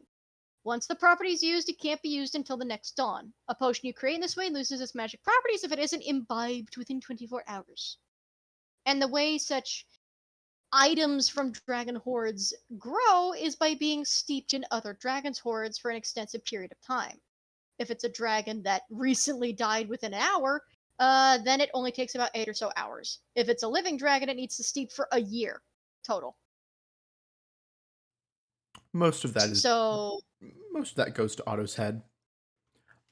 His brain ticks, much like the egg timer earlier. He realizes Roguefort has just given Mica a pretty much and just understands that Mac will not be able to get sleep for the next month. Look, you chose this. It was either this or a sword. It was either this or a sword, all right? A real ass goddamn sword? Yeah, no, it would have been a slumbering dragon's wrath sword. Jesus. He's dealt with dragons before. He's dealt with them before. I never doubted this, Mikey. Okay, But, off the table real quick. Micah's original design used to be a dragon. Lol. Delightful. We love to My. see it. Also, I am gonna link the page with the proper info. If you want more info on Dragon Horde items, you can find them in Fizzbands. So, Wink wonk. here's the page for Slumbering Dragon Vessel from Fizzband's Tome of Dragons. Huh, funky. Mica is gonna stare at it a little, shut her face up, slowly put it back in the box, and just tuck it behind her. Aww. Roguefort is still, he's trying to be subtle about it, but he is watching to see how much she likes it. Though seeing the way she lit up before. Roll an insight. Oh, yeah, no, he's gonna. He's fucking gonna. Discover Insight. That's intentions of child. again. His thing is he wants to give. He did. He wanted to give something cool that Micah would like that he clearly didn't have a use for, and he got that at one point. So that's a 7. That's a 7. You can't really tell, but you can't really tell if it's a good or bad reaction. But you could probably infer that it is good by the way she was kind of looking at it and then tucks it away behind her back for safety. There is a brief moment where there is a slow, low poly kind of sweat drop forming on his head, but as soon as he processes that it's possibly a good reaction, immediately it's gone. Relaxes. He's cool, he's calm, he's professional. He's got it. This wasn't meant to be a competition, but he's going to win.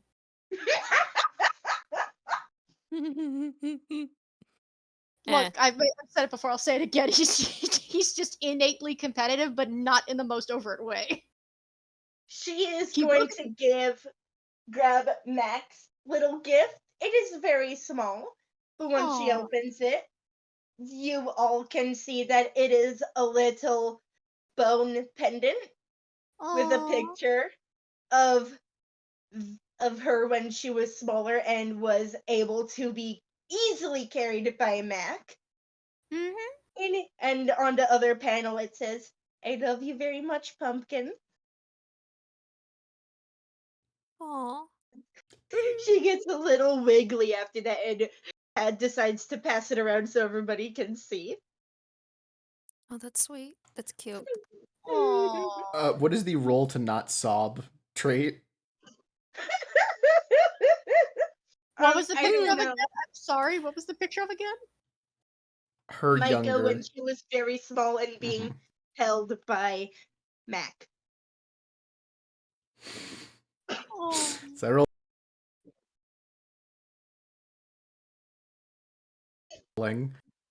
Good. Otto is crying, but instead it is the most, like, it's just wonderful. He's being openly emotional about this, and he is very happy to see someone, despite not having all of the parents in her life, just having someone by her side as a positive force. That means a lot to him. I'm making a couple rolls real quick, don't mind me. Oh no! Night, fellas. We are completely normal with it. Alright, so birthday kid gets to decide. Self-deception or wisdom save? Wisdom. Cool. That's gonna be a contempt 99 for me, fellas. Sorry, 0.99. Okay! Hey, Mikey, what'd you roll there, pal? Wisdom save against something nobody knows about with a nat 20 plus 2. So, Awesome. I assume the picture's being passed around, yeah? Mm-hmm. Roguefort is at the very end of the couch, I do want to say, since he takes the least amount of space and he doesn't want squished between anybody and the big guy. Because the big guy takes a decent amount of space, and he's trying not to take as much space. Mihail also thinks it's sweet, though he doesn't really have much attachment to it. He still thinks that's nice. He remembers having photos. He keeps photos in his wallet. Passes it over to Roguefort, and Roguefort takes a look at it at first, and he's in his brain. It's almost dismissive because, oh, you know, fond recollection of loved one. That's fine. He opens it, of course, and he sees the picture. And so, Otto, would you or anybody else, if you want to, roll a perception check? Due to their relationship, may I ask for an avantage? Sure thing. 3. And I mean, we are approaching the end, so you do get advantage. I got a better than a 3. 17. You know what? Because Eli is sitting near, I might as well have him make a quick check. Use your eyes. Alright. Use your special eyes. No. No. Understandable. Eli is having an interesting time. Understandable. Hold on, I got to get to my max sheet because I because the entire time I realized I've been using Mac's rules as I've been using Micah's modifiers because I Oh. wasn't switching between sheets. Oh. Hoosh, honey. Honey.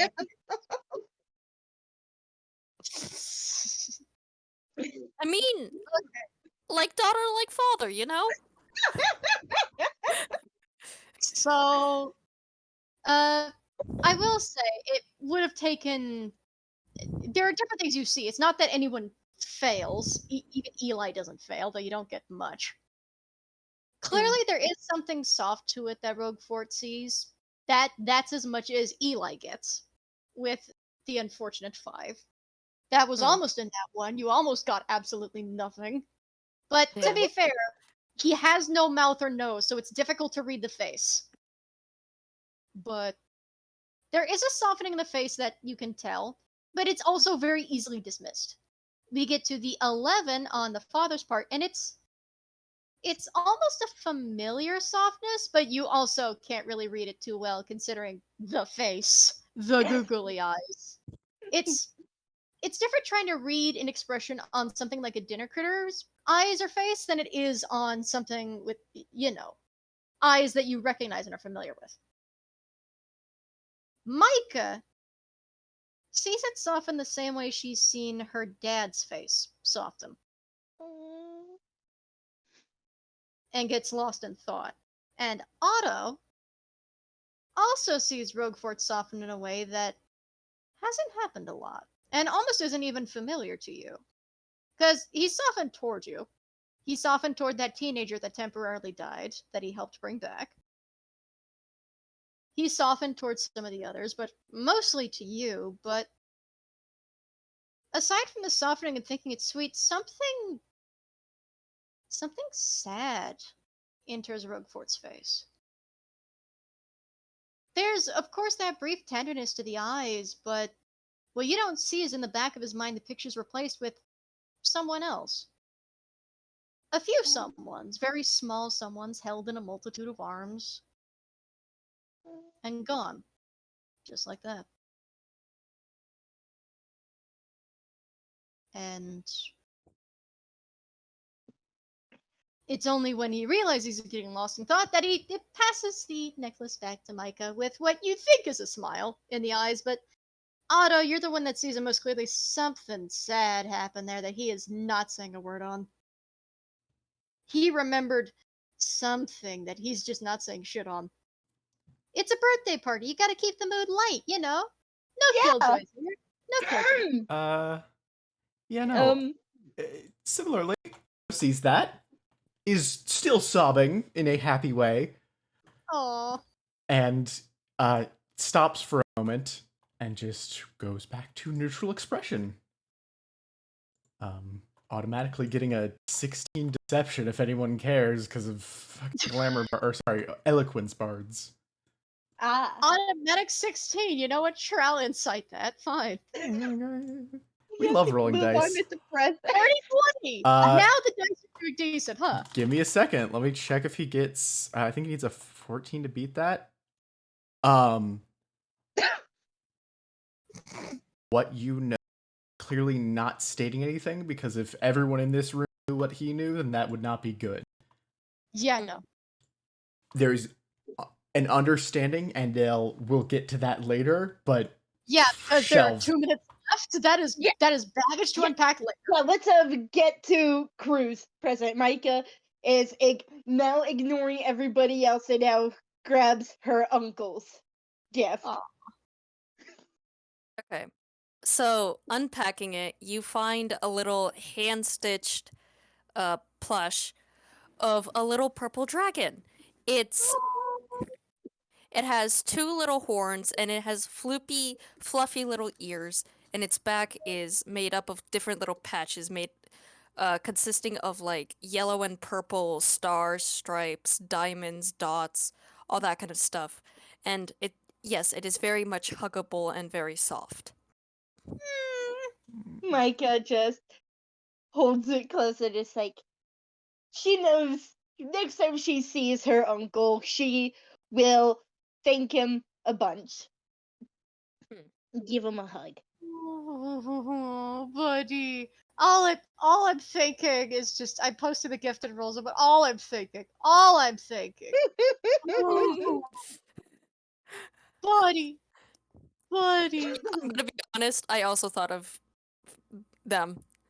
Yeah, yeah, beloved, beloved. Yeah. But no, I'm actually currently drawing them out and have the work in progress. Good, Um, good, please.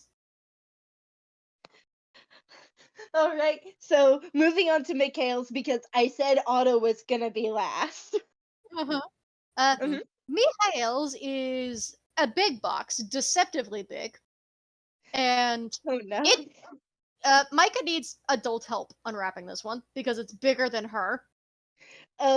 Mac just sort of crawls over and lazily claws it open. He's got Firstly, sharp because you claws. lazily claw it open and get the lid open, there are of course also packing peanuts. And it appears to be an incredibly big teddy bear. Oh, Obscenely big, obscenely fat, obscenely cuddly looking. And it she has a little rainbow in its stomach. It looks like a very cuddly Care Bear of a kind. she smiles widely and says, "I can't wait to tear this apart and make it and give it other animal parts." damn, she's like Sid from Toy Story. I'm assuming Michael looks confused by that. She likes the gift, so you know what? He accepts that. He's dealt with weirder things. You know what? If she wants it, it's her gift now. She wants to tear it apart and make it anew, then she can be Frankenstein. It's fine. As It's what long as she- she No, likes the gift. she keeps the stomach absolutely and loves cuddly. it. It's just her thing. It's what she deserves. He understands. He understands perfectly. All right, Otto. She slowly crawls over to the supposedly bike. There's that Otto with a raised brow, and it's like, what is this? And she doesn't say it out loud, but she's very clear in what her gaze is saying as she slowly starts peeling the paper off. There's a handle. And then there's metal bent. It's purple. It's a bike. And nothing weird happens. And Otto has the shittiest, eatingest grin ever. And you're waiting for the bomb to explode. Oh, Okay. Metaphorically. buddy, I love that drawing. I'm sorry. And,